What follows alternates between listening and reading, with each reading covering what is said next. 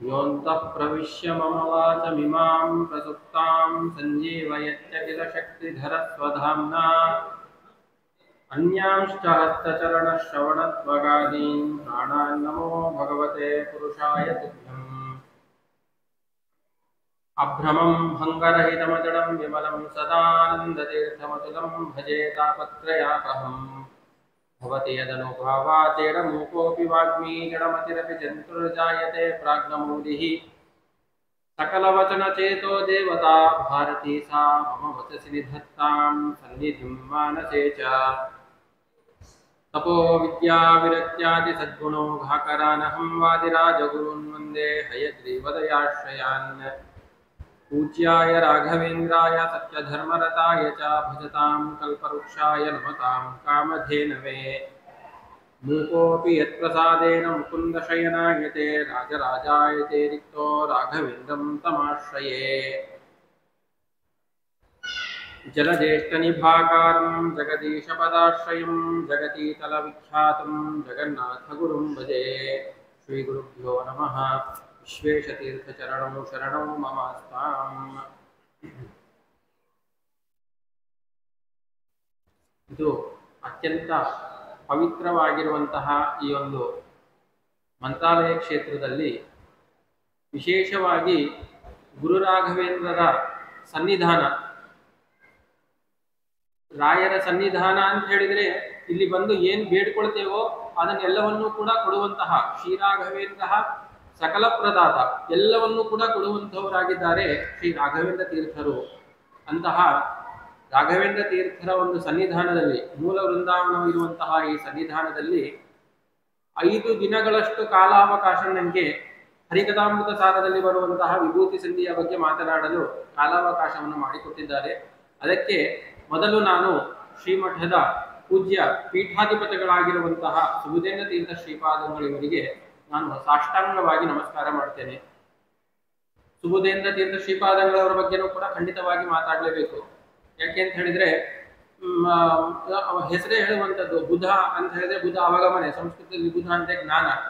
ತಾವು ಜ್ಞಾನಿಗಳಲ್ಲಿ ಇಂದ್ರ, ಜ್ಞಾನ ಇರುವಂತಹ ಎಲ್ಲರ ಜ್ಞಾನಿಗಳಲ್ಲಿ ತಾವು ಇಂದ್ರರಾಗಿದ್ದು, ಕೇವಲ ತಾವು ಮಾತ್ರ ಜ್ಞಾನಿಗಳಲ್ಲಾಗದೆ ಎಲ್ಲ ಜನರನ್ನು ಕೂಡ ತಾವು ಜ್ಞಾನ ಕಾರ್ಯದಲ್ಲಿ ಪ್ರಸಾರನ್ನ ಮಾಡಬೇಕು, ಅವರು ಕೂಡ ಜ್ಞಾನವನ್ನು ತಾವು ಪಡ್ಕೊಳ್ಬೇಕು ಎನ್ನುವಂತಹ ಉದ್ದೇಶದಿಂದಾಗಿ ಈ ಒಂದು ನಿತ್ಯ ಪ್ರವಚನವನ್ನು ಕೂಡ ಇಲ್ಲಿ ಏರ್ಪಾటు ಮಾಡಿದ್ದಾರೆ. ಇಂತಹ ಒಂದು ಮಹತ್ ಕಾರ್ಯವನ್ನು ಮಾಡ್ತಾ ಇರುವಂತಹ ಇನ್ನೂ ಅನೇಕ ಸಾಮಾಜಿಕ ಕಾರ್ಯಗಳಲ್ಲಿ ಆಗ್ಬೋದು, ಕೇವಲ ಜ್ಞಾನ ಕಾರ್ಯಗಳು ಪಾಠ ಪ್ರವಚನಾದಿಗಳಲ್ಲದೆ ಅನೇಕ ಸಾಮಾಜಿಕ ಕಾರ್ಯಗಳಲ್ಲೂ ಕೂಡ ತಮ್ಮನ್ನು ತಾವು ತೊಡಗಿಸಿಕೊಂಡಿರುವಂತಹ ಪೂಜ್ಯ ಶ್ರೀಪಾದರನ್ನು ಕೂಡ ಇನ್ನೊಮ್ಮೆ ಸಾಷ್ಟಾಂಗ ಪ್ರಣಾಮವನ್ನು ಮಾಡುತ್ತಾ, ನಾನು ಇಲ್ಲಿ ಇವತ್ತಿನಿಂದಾಗಿ ಹರಿಕಥಾಮೃತ ಸಾರದ 5ನೇ ಸಂಧಿಯಾಗಿರುವಂತಹ ವಿಭೂತಿ ಸಂಧಿಯನ್ನು ಉದ್ದೇಶಿಸಿಕೊಂಡು ಒಂದು ಸ್ವಲ್ಪ 5 ದಿನಗಳಷ್ಟು ಕಾಲ ಮಾತನಾಡಲು ಪ್ರಯತ್ನ ಮಾಡ್ತೇನೆ.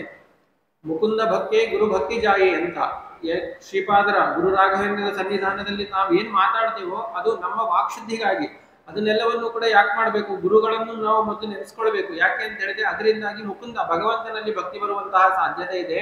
ಹಾಗಾಗಿ ಮೊದಲು ಗುರುಗಳನ್ನು ನಾನು ಸ್ಮರಣೆ ಮಾಡಿ ಅವರಲ್ಲಿ ಭಕ್ತಿಯನ್ನು ಕೋರುತ್ತಾ, ಆ ಒಂದು ಭಕ್ತಿಯಿಂದಾಗಿ ಭಗವಂತನಲ್ಲೂ ಕೂಡ ನಮ್ಮೆಲ್ಲರಿಗೂ ಕೂಡ ಭಕ್ತಿ ಬರುವಂತೆ ಅನುಗ್ರಹ ಮಾಡಬೇಕು ಆ ಗುರುಗಳು ಅಂತ ಆ ಗುರುಗಳಲ್ಲಿ ಮತ್ತೆ ಪ್ರಾರ್ಥನೆ ಮಾಡ್ತಾ ವಿಷಯ ಪ್ರವೇಶವನ್ನು ಮಾಡ್ತೇನೆ.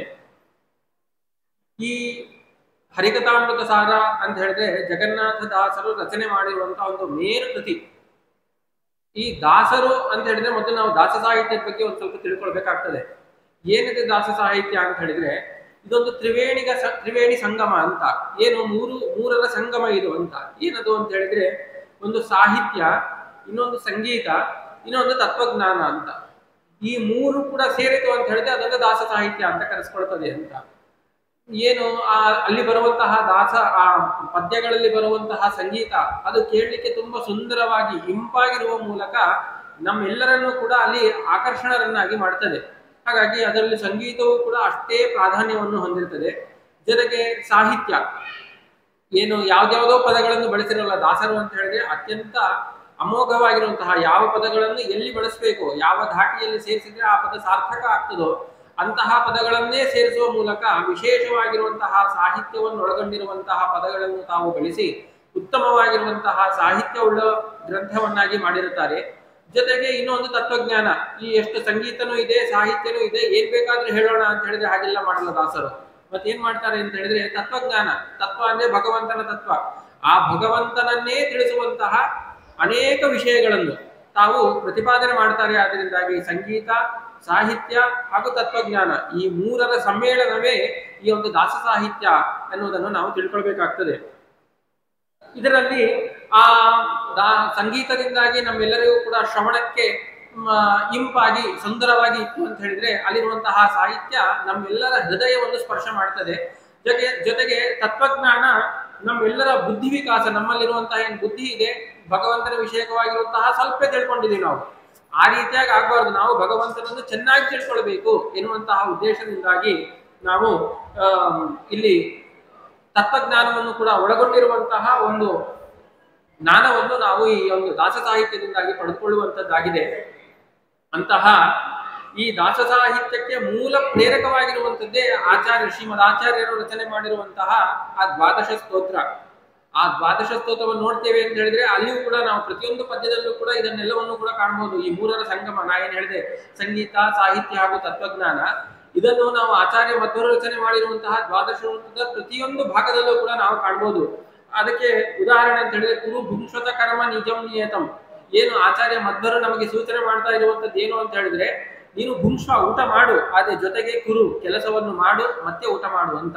ಅಂದ್ರೆ ನಾನಾ ಜನಸ್ಯ ಶುಶ್ರೂಷ ಕರ್ತವ್ಯ ಕರವನ್ವಿತೆ, ಏನು ಆ ಎಲ್ಲ ಶ್ರೀಮದ್ ಆಚಾರ್ಯ ಪ್ರತಿಪಾದನೆ ಮಾಡಿರುವಂತಹ ತತ್ವ ಅಂತ ಹೇಳಿದ್ರೆ ನಾನಾ ಜನರ ಶುಶ್ರೂಷೆ, ಜನರ ಸೇವೆಯನ್ನು ಮಾಡಬೇಕು, ಅದರಿಂದಾಗಿ ಜನಾರ್ದನ ತೃಪ್ತನಾಗ್ತಾನೆ ಎನ್ನುವಂತಹ ಉದ್ದೇಶದಿಂದಾಗಿ ಕುರು ಭುಂಶ್ವತ ಕರ್ಮ ನಿಜಂ ನಿಯತಂ ಹರಿಪಾದ ವಿನಮ್ರಧಿಯಾ ಸತತಂ ಅಂತ. ಇನ್ನು ಮುಂದೆ ನತತೋಸ್ತ್ಯ ಪದಂ ಜಗತಿಜ್ಞತಮಂ ಪರಮಾತ್ಪರತಃ ಪುರುಷೋತ್ತಮತಃ, ಆ ಭಗವಂತನಿಗಿಂತ ಉತ್ತಮವಾಗಿರುವಂತಹ ಇನ್ನೊಂದು ಪುರುಷೋತ್ತಮ, ಆ ಭಗವಂತನೇ ಉತ್ತಮ, ಅವನಿಗಿಂತ ಉತ್ತಮ ಅನ್ನುವಂತಹ ಇನ್ನೊಂದು ವ್ಯಕ್ತಿಯೇ ಇಲ್ಲ, ಅದೇ ಅತ್ಯಂತ ಅಮೋಘವಾಗಿರುವಂತಹ ತತ್ವ ಎನ್ನುವಂತಹ ಈ ವಿಷಯವನ್ನು ತಿಳಿಸುತ್ತಾ, ಯತತೋಪಿ ಹರೇ ಪದ ಸಂಸ್ಮರಣೆ ಸಕಲಂ ಝಕಮಾಶುಲಯಂ ರಜತಿ. ನೋಡಿ, ಇಲ್ಲಿ ಸಂಗೀತನೂ ಕೂಡ ಉಂಟು, ಜೊತೆಗೆ ಸಾಹಿತ್ಯ ಉಂಟು, ಜೊತೆಗೆ ತತ್ವಜ್ಞಾನ.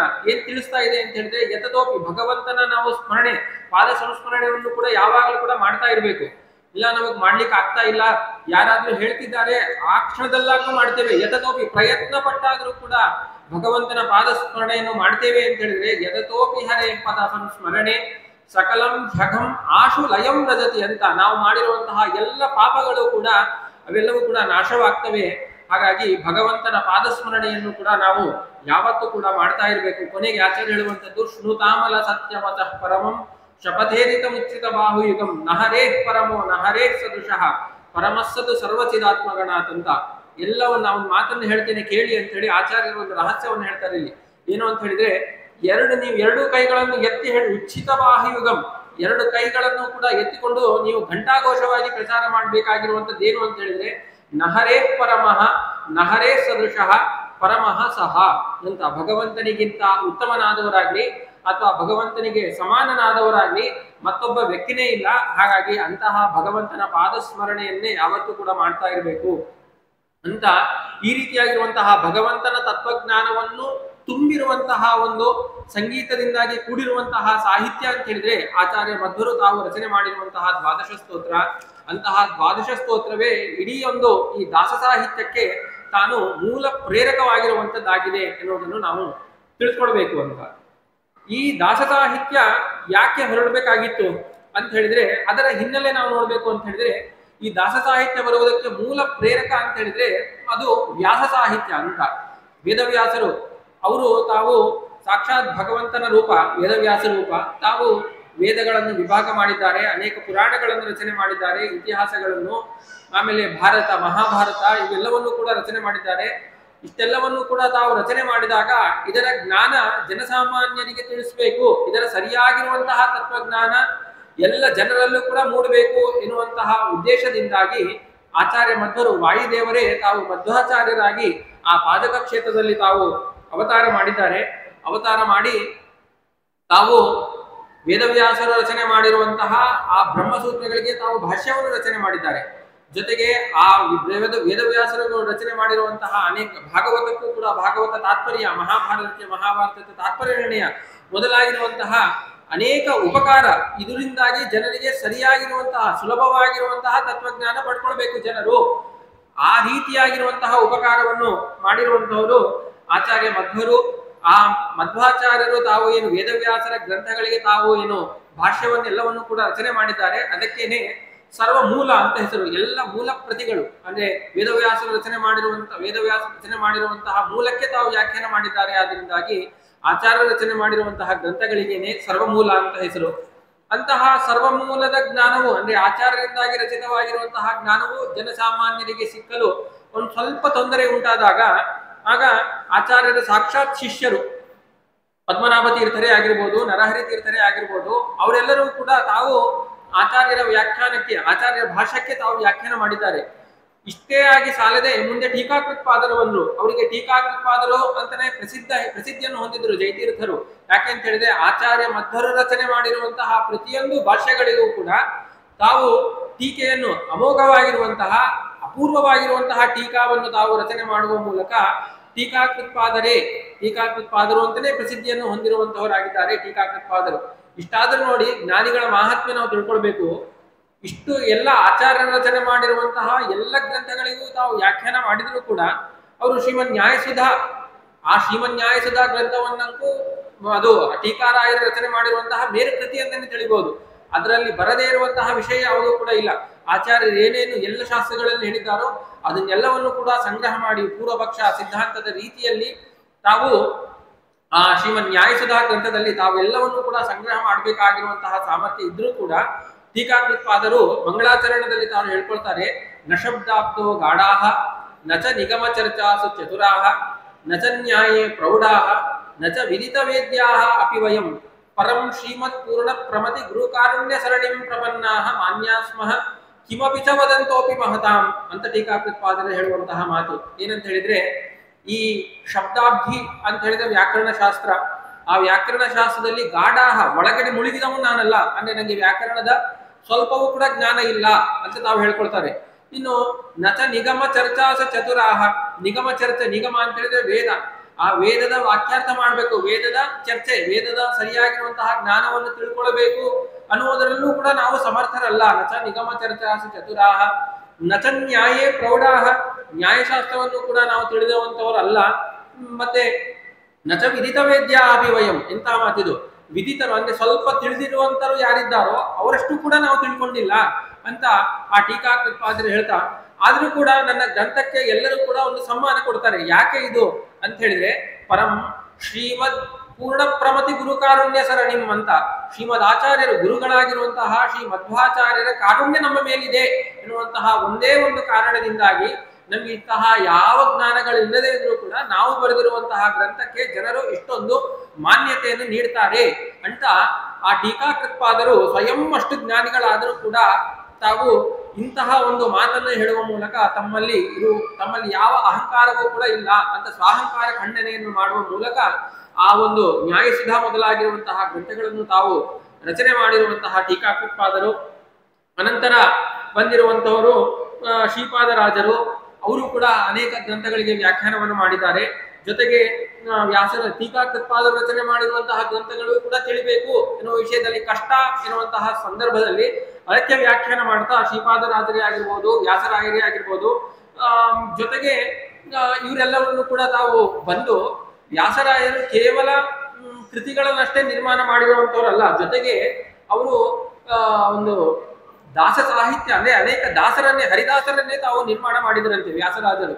ಹಾಗಾಗಿ ವ್ಯಾಸರಾಜರಿಗೂ ಕೂಡ ಮತ್ತೆ ಮೂಲ ಪ್ರೇರಕರು ನರಹರಿ ತೀರ್ಥರೇ, ಅಂದ್ರೆ ಆಚಾರ್ಯ ಸಾಕ್ಷಾತ್ ಶಿಷ್ಯರಾಗಿರುವಂತಹ ನರಹರಿ ತೀರ್ಥರೇ ತಾವು ಈ ಒಂದು ವ್ಯಾಸ ಸಾಹಿತ್ಯ ಇದು ಜನರ ಒಂದು ಸಾಮಾನ್ಯ ಮಿತಿಗೆ, ಸಾಮಾನ್ಯ ಜ್ಞಾನಕ್ಕೆ ಅದು ಎಟಕಲು ಸ್ವಲ್ಪ ಕಷ್ಟ ಅಂತ ತಿಳಿದಿರುವಂತಹ ನರಹರಿ ತೀರ್ಥರೇ ಅದನ್ನು ಕನ್ನಡಿಯಲ್ಲಿ ತಾವು ಅನೇಕ ವ್ಯಾಸ ತತ್ವಗಳನ್ನು ತಾವು ಕನ್ನಡ ಭಾಷೆಯಲ್ಲಿ ತಾವು ನಿರೂಪಣೆ ಮಾಡಿದ್ದಾರೆ. ಅನಂತರ ಬಂದಿರುವಂತಹ ಅನೇಕ ಜ್ಞಾನಿಗಳು, ಅನೇಕ ಯತಿಗಳು, ಅವರೆಲ್ಲರೂ ಕೂಡ ವ್ಯಾಸರಾಜರು, ಶ್ರೀಪಾದರಾಜರು ಮೊದಲಾದವರು ಎಲ್ಲರೂ ಕೂಡ ಇಂತಹ ಒಂದು ಕನ್ನಡದಲ್ಲಿ, ಆ ಕನ್ನಡ ಭಾಷೆಯಲ್ಲಿ ಆಚಾರ್ಯ ಮಧ್ವರು ತಾವು ನಿರೂಪಣೆ ಮಾಡಿರುವಂತಹ ಏನು ಸಂಸ್ಕೃತದ ಭಗವಂತನ ತತ್ವಜ್ಞಾನ ಇದೆಯೋ ಅದನ್ನೆಲ್ಲವನ್ನು ಕೂಡ ಕನ್ನಡದಲ್ಲಿ ತಾವು ಸಂಗ್ರಹ ಮಾಡಿ ನಮಗೆ ನೀಡಿದ್ದಾರೆ. ಅಂತಹ ವ್ಯಾಸರಾದರು ಹರಿದಾಸರನ್ನು ನಿರ್ಮಾಣ ಮಾಡ್ತಾ ಅದರಲ್ಲಿ ಪುರಂದರದಾಸರನ್ನು ಅಧ್ಯಕ್ಷರನ್ನಾಗಿ ಮಾಡಿದ್ದಾರೆ. ಅನಂತರ ವಾದಿರಾಜರು ಬಂದರು, ಕನಕದಾಸರು ಬಂದರು. ಇವರೆಲ್ಲರಿಂದಲೂ ಕೂಡ ಇನ್ನು ಮುಂದೆ ಆ ವ್ಯಾಸ ಸಾಹಿತ್ಯ ಅತ್ಯಂತ ವ್ಯಾಪಕವಾಗಿ ಬೆಳೆದುಕೊಂಡು ಹೋಯಿತು. ಇಷ್ಟು ವ್ಯಾಸ ಸಾಹಿತ್ಯ. ಆದರೆ ಈ ವ್ಯಾಸ ಸಾಹಿತ್ಯದ ಜ್ಞಾನ ಮತ್ತೆ ಜನರಲ್ಲಿ ಕಷ್ಟ ಅಂತ ಆಯ್ತು ಅಲ್ವಾ. ಮತ್ತೆ ಇದು ಸಂಸ್ಕೃತ ವ್ಯಾಸ ಸಾಹಿತ್ಯ ಅಂತ ಹೇಳಿದ್ರೆ ಅದನ್ನೆಲ್ಲವನ್ನು ಕೂಡ ನಾವು ಸಂಸ್ಕೃತದಲ್ಲಿ ಕಾಣ್ತೇವೆ. ಹಾಗಾಗಿ ಸಂಸ್ಕೃತ ಭಾಷಾ ಜ್ಞಾನ ಆಗಲಿ, ಜೊತೆಗೆ ಆ ಸಂಸ್ಕೃತದ ಒಂದು ತತ್ವಜ್ಞಾನ ಆಗಲಿ, ಅದನ್ನೆಲ್ಲವನ್ನು ಕೂಡ ನಾವು ಜನರಿಗೆ ಸರಳೀಕರಿಸಬೇಕು ಎನ್ನುವಂತಹ ಉದ್ದೇಶದಿಂದಾಗಿ ತಾವು ವ್ಯಾಸರಾಯರು ದಾಸರನ್ನೆಲ್ಲರನ್ನು ಕೂಡ ನಿರ್ಮಾಣ ಮಾಡಿ ಆ ಪುರಂದರದಾಸರು ಅವರ ಮಕ್ಕಳೊಟ್ಟಿಗೆ ನಾವು ನೋಡಬಹುದಾಗಿರುವಂತದ್ದು ಈ ರಾಘವೇಂದ್ರ ತೀರ್ಥರು. ಸಾಕ್ಷಾತ್ ಇಲ್ಲಿ ನೆಲೆಸಿರುವಂತಹ ರಾಘವೇಂದ್ರ ತೀರ್ಥರು ನಾನು ಮೊದಲು ಹೇಳಿರುವಂತಹ ಶ್ರೀಮನ್ ನ್ಯಾಯಸುಧಾ ಗ್ರಂಥ ಏನು ಟೀಕಾಕೃತ್ಪಾದ ರಚನೆ ಮಾಡಿದ್ದಾರೆ, ಅದಕ್ಕೆ ಒಂದು ವ್ಯಾಖ್ಯಾನ. ಈ ನ್ಯಾಯಸುಧಾ ನಾವೆಲ್ಲಾದ್ರೂ ಕಷ್ಟ ಆಯ್ತು, ಇದನ್ನೊಮ್ಮೆ ತೆಗೆದು ನೋಡ್ಬೇಕು, ಇದಕ್ಕೆ ನಮ್ಗೆ ಅರ್ಥ ಆಗ್ತಿಲ್ಲ ಅನ್ನುವಂತಹ ಸ್ಥಿತಿಯಲ್ಲಿ ಒಮ್ಮೆ ನಾವು ಪುಟ ಹಿಂತಿರುಗಿಸಿ ನೋಡಿದ್ರೆ ಅಲ್ಲಿ ರಾಯರ ವ್ಯಾಖ್ಯಾನ ಪರಿಮಳದಲ್ಲಿ ನೋಡಿದ್ರೆ ನಿಮಗೆ ಯಾವ ಪ್ರಶ್ನೆಯಲ್ಲಿ ಬಂದಿತ್ತೋ ಅದಕ್ಕೆ ಸರಿಯಾಗಿರುವಂತಹ ಉತ್ತರ ನಾವು ಆ ಪರಿಮಳ ಗ್ರಂಥದಲ್ಲಿ ನೋಡಬಹುದಾಗಿದೆ. ಅಂತಹ ಒಂದು ಮಹದುಪಕಾರವನ್ನು ಮಾಡಿರುವಂತಹವರು ಈ ರಾಘವೇಂದ್ರ ತೀರ್ಥರು. ಇಂತಹ ರಾಘವೇಂದ್ರ ತೀರ್ಥರು ಕೂಡ ವಿಶೇಷವಾಗಿ ಆ ವ್ಯಾಸ ಸಾಹಿತ್ಯವನ್ನು ಅಷ್ಟೇ ಅಲ್ಲದೆ ದಾಸ ಸಾಹಿತ್ಯವನ್ನು ಕೂಡ ತಾವು ಬೆಳೆಸ್ಕೊಂಡು ಬಂದಿದ್ದಾರೆ. ಮುಂದೆ ಇನ್ನು ವಿಜಯದಾಸರು ಬಂದರು, ಪ್ರಸನ್ನ ವೆಂಕಟದಾಸರು, ಅವರೆಲ್ಲರೂ ಕೂಡ ದಾಸ ಸಾಹಿತ್ಯವನ್ನು ಬೆಳೆಸ್ಕೊಳ್ತಾ ಅವರ ಶಿಷ್ಯರಾಗಿ ವಿಜಯದಾಸರ ಶಿಷ್ಯರೇ ಗೋಪಾಲದಾಸರು, ಆ ಇಬ್ಬರ ಶಿಷ್ಯರೇ ಈ ಜಗನ್ನಾಥದಾಸರು ಅಂತ. ಹಾಗಾದ್ರೆ ನಾವು ಜಗನ್ನಾಥದಾಸರಿಗೆ ಬರಬೇಕು ಅಂತ ಹೇಳಿದ್ರೆ ಇಷ್ಟೆಲ್ಲ ಪರಂಪರೆಯನ್ನು ತಿಳಿದುಕೊಂಡು ಬಂದಿದ್ದೇವೆ. ಈ ಹರಿಕಥಾಮೃತ ಸಾರವನ್ನು ರಚನೆ ಮಾಡಿರುವಂತಹ ಜಗನ್ನಾಥದಾಸರಿಗೆ ವಿಶೇಷವಾಗಿ ವಿಜಯದಾಸರು ಹಾಗೂ ಗೋಪಾಲದಾಸರ ಮಹದ್ ಅನುಗ್ರಹಕ್ಕೆ ಅವರು ಪಾತ್ರರಾದವರು ಈ ಒಂದು ಜಗನ್ನಾಥದಾಸರು. ಹಾಗಾಗಿ ಇಂತಹ ಇನ್ನು ಮುಂದುವರಿತು, ದಾಸ ಸಾಹಿತ್ಯವೂ ಕೂಡ ಮುಂದುವರಿತು. ಇಂತಹ ದಾಸ ಸಾಹಿತ್ಯದ ಮಹದ್ ಉಪಕಾರ ಏನು ಅಂತ ಹೇಳಿದ್ರೆ ಕೇವಲ ಇದು ಪಂಡಿತರಿಗಷ್ಟೇ ಅಲ್ಲ, ಯಾವುದು ಭಗವಂತನ ತತ್ವಜ್ಞಾನ ಇದು ಜನಸಾಮಾನ್ಯರಿಗೂ ಕೂಡ ತಿಳಿಬೇಕು, ಎಲ್ಲರೂ ಕೂಡ ಭಗವಂತನ ತತ್ವವನ್ನು ತಿಳ್ಕೊಳ್ಬೇಕು ಎನ್ನುವಂತಹ ಈ ವಿಷಯವನ್ನು ತಾವು ಈ ದಾಸರೆಲ್ಲರೂ ಕೂಡ ತಮ್ಮ ದಾಸ ಸಾಹಿತ್ಯದ ಮೂಲಕ ತಾವು ವಿಶೇಷವಾಗಿ ಪ್ರಚಾರ ಮಾಡಿಕೊಂಡು ಬಂದಿದ್ದಾರೆ. ಅಂತಹ ಆ ದಾಸರಲ್ಲಿ ಒಬ್ಬರಾಗಿನ ದಾಸ ಚತುಷ್ಟಯರು ಅಂತಾನೆ ಶ್ರೇಷ್ಠರಾಗಿರುವಂತವರು ಅಂತ ಹೇಳಿದ್ರೆ ಈ ಪುರಂದರದಾಸರು, ನಮ್ಮ ವಿಜಯದಾಸರು, ಗೋಪಾಲದಾಸರು ಹಾಗೂ ಈ ಜಗನ್ನಾಥದಾಸರು. ಈ ಜಗನ್ನಾಥದಾಸರು ಈ ಹಿಂದೆ ತಿಳಿದಿರುವಂತಹ ಮೂರು ದಾಸರಿಗೂ ಕೂಡ ಪುರಂದರದಾಸರಿಗೂ ಆಗ್ಬೋದು, ಜಗನ್ನಾಥದಾಸರಿಗೂ ಆಗ್ಬೋದು, ಗೋಪಾಲದಾಸರಿಗೂ ಎಲ್ಲರಿಗೂ ವಿಜಯದಾಸರಿಗೂ ಎಲ್ಲರಿಗೂ ಕೂಡ ಅತ್ಯಂತ ಪ್ರೀತಿ ಪಾತ್ರರಾಗಿರುವಂತಹ ದಾಸರಾಗಿದ್ದಾರೆ. ಅವರ ನಂತರ ಬರುವಂತಹ ದಾಸರು ಇವರು ಜಗನ್ನಾಥದಾಸರು.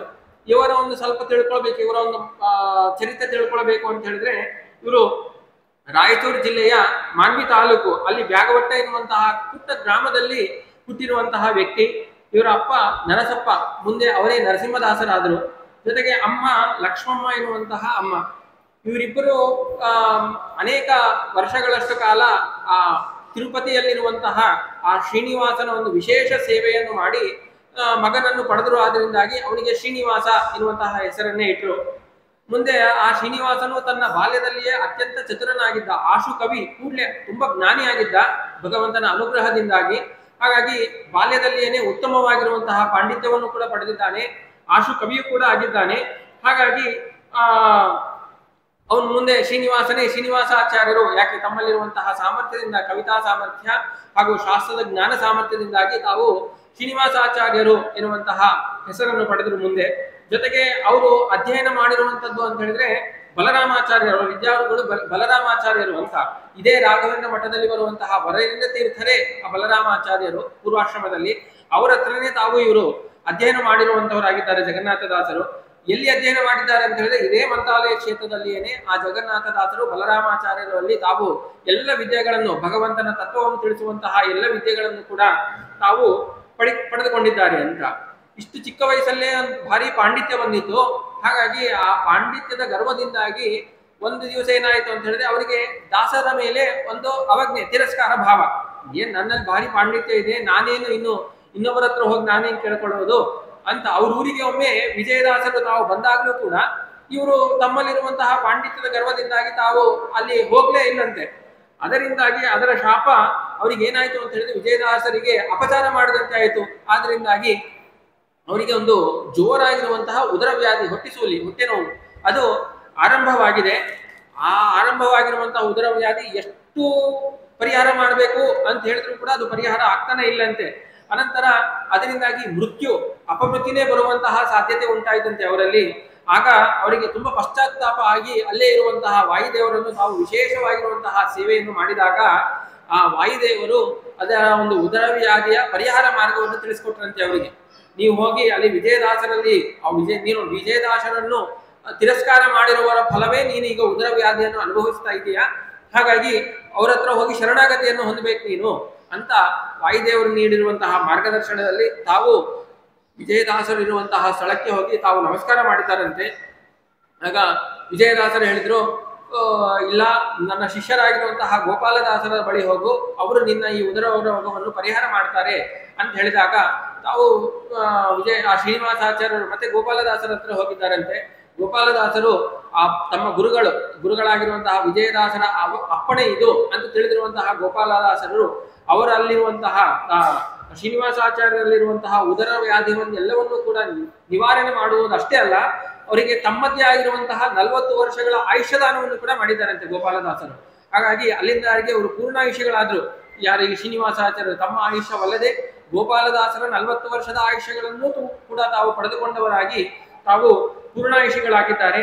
ಮುಂದೆ ಅವರಿಗೂ ಕೂಡ ಯಾಕೆ ಈ ಹರಿದಾಸರು ಅಲ್ಲಿರುವಂತಹ ಈ ಸಾಮರ್ಥ್ಯವನ್ನು ಕಂಡಿರುವಂತಹ ಈ ಶ್ರೀನಿವಾಸಾಚಾರ್ಯರು, ನಾನು ಕೂಡ ಹರಿದಾಸನಾಗಬೇಕು, ನಾನು ಕೂಡ ಭಗವಂತನ ತತ್ವಜ್ಞಾನವನ್ನು ಪ್ರಸಾರ ಮಾಡುವಂತಹ ಕಾರ್ಯದಲ್ಲಿ ನಾನು ಉದ್ಯುಕ್ತನಾಗಬೇಕು ಅಂತ ತಿಳಿದಿರುವಂತಹ ಈ ಶ್ರೀನಿವಾಸಾಚಾರ್ಯರು ತಾವು ಹರಿದಾಸರಾಗಬೇಕು ಅಂತ ಪ್ರಯಾಣ ಮಾಡ್ತಾ ಪಂಢರಪುರಕ್ಕೆ ತಾವು ಪ್ರಯಾಣವನ್ನು ನಡೆಸಿದ್ದಾರಂತೆ. ಆ ಪಂಢರಾಪುರದಲ್ಲಿ ಚಂದ್ರಭಾಗಾ ನದಿಯಲ್ಲಿ ತಾವು ಭಗವಂತನ ಮೇಲಿರುವಂತಹ ಭಕ್ತಿಯಿಂದಾಗಿ ವಿಶೇಷವಾಗಿ ಸ್ನಾನ ಮಾಡುವಂತಹ ಸಮಯದಲ್ಲಿ ಅವರಿಗೆ ಜಗನ್ನಾಥ ವಿಠಲ ಎನ್ನುವಂತಹ ಅಂಕಿತ ಪ್ರಾಪ್ತವಾಯಿತು. ಅದರಿಂದಾಗಿ ಅವರು ಮುಂದೆ ಜಗನ್ನಾಥ ದಾಸರು ಎನ್ನುವಂತಹ ಹೆಸರನ್ನು ಪಡೆದುಕೊಂಡರು ಅಂತ. ಈ ರೀತಿಯಾಗಿ ಈ ಜಗನ್ನಾಥ ದಾಸರು ತಾವು ದಾಸರಾಗಿ ತಾವು ಪರಿಣಾಮ ಆಗಿರುವಂತದ್ದಕ್ಕೆ ಇಷ್ಟೆಲ್ಲ ಕಾರಣವೇ ಇದೆ. ಇಂತಹ ಮೊದಲೇ ಚಿಕ್ಕ ವಯಸ್ಸಿನಲ್ಲೇ ಭಾರಿ ಭಗವಂತನ ತತ್ವಜ್ಞಾನ ಜೊತೆಗೆ ಇನ್ನು ಭಗವಂತನ ಅನುಗ್ರಹನೂ ಆಗ್ಬಿಟ್ಟಿದೆ. ಜಗನ್ನಾಥ ವಿಠಲ ಎನ್ನುವಂತಹ ಅಂಕಿತ ನಾಮವನ್ನು ಕೂಡ ಪಡೆದಿದ್ದಾರೆ ಮತ್ತು ವಿಜಯದಾಸರು ಗೋಪಾಲದಾಸರ ಒಂದು ಅನುಗ್ರಹಕ್ಕೂ ಕೂಡ ಇವರು ಪಾತ್ರರಾಗಿದ್ದಾರೆ. ಆದ್ದರಿಂದಾಗಿ ಭಾರಿ ಜ್ಞಾನಿಗಳಾಗಿರುವಂತಹ ಈ ಜಗನ್ನಾಥದಾಸರು ತಾವು ಮುಂದೆ ಮಾಡಿರುವಂತಹ ಕಾರ್ಯಗಳು ಅಂತ ಹೇಳಿದ್ರೆ ಪಾಠ ಪ್ರವಚನಾದಿಗಳನ್ನು ಮಾಡಿದ್ರು.